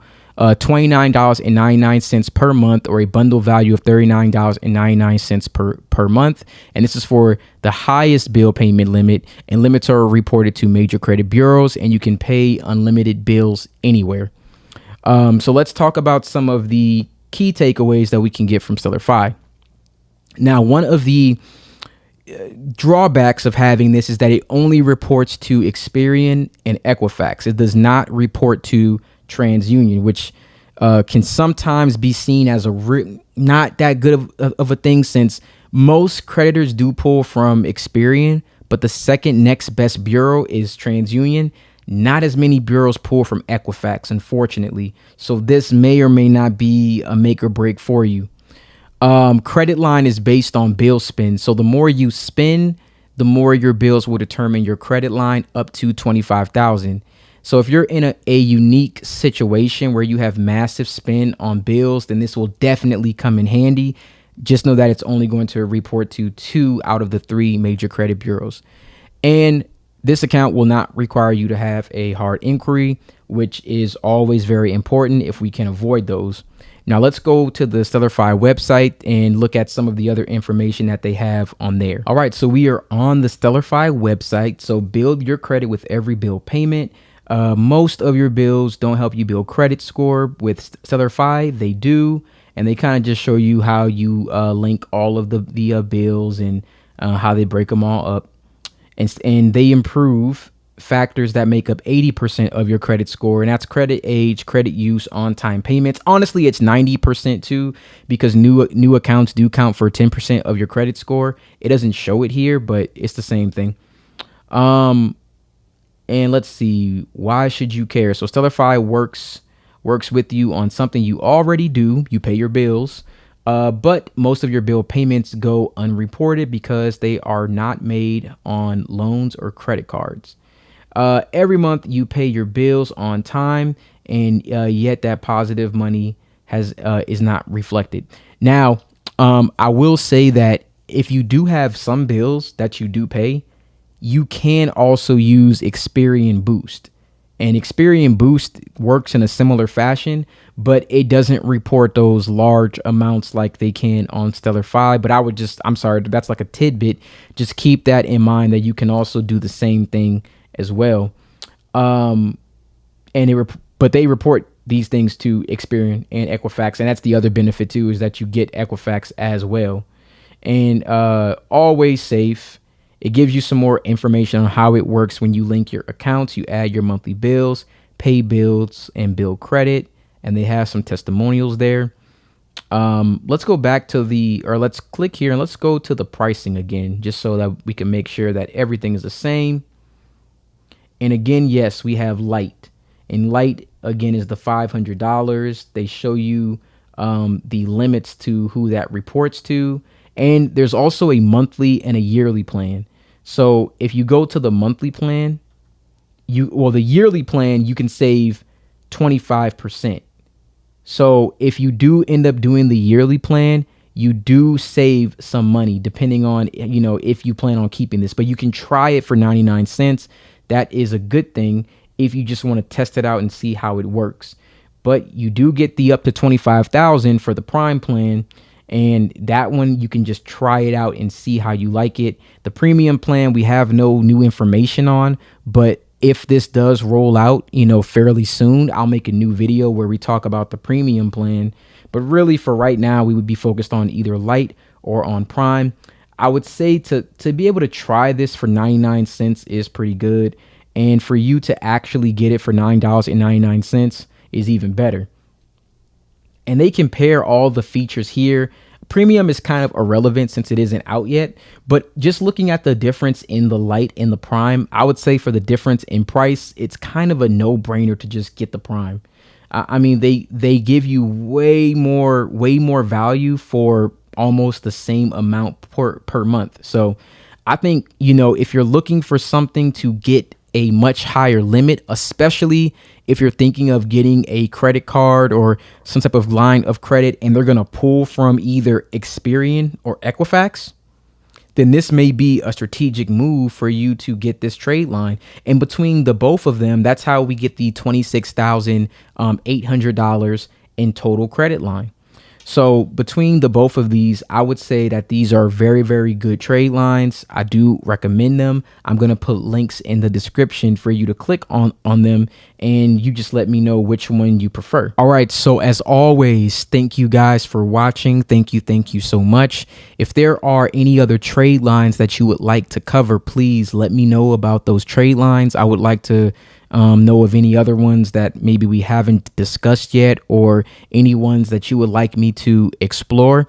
I'm playing with the possibility of getting some new trade lines, but I am trying to preserve my credit age. I did get one new personal credit card. It did affect my credit age in such a way that when I apply for different things, I've been getting some more denials. So hopefully, after I let it age for a little bit of time, I'll be able to start reapplying for a few other business credit cards. Probably won't be doing any other personal ones for a little while.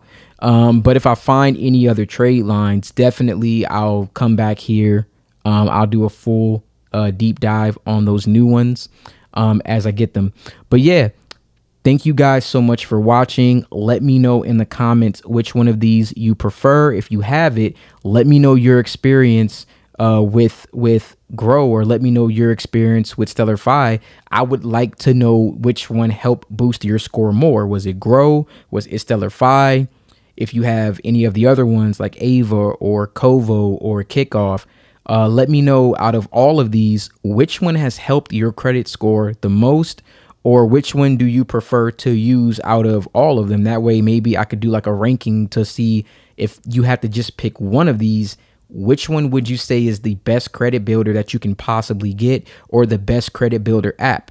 And it could be based off of just user friendly, fast reporting, who it reports to, ease, things like that. Because I want to know all the negatives, but I also want to, of course, know all the positives and, the reason why you picked that one as your top credit builder app. Other than that, you guys have a great day. Thank you for watching.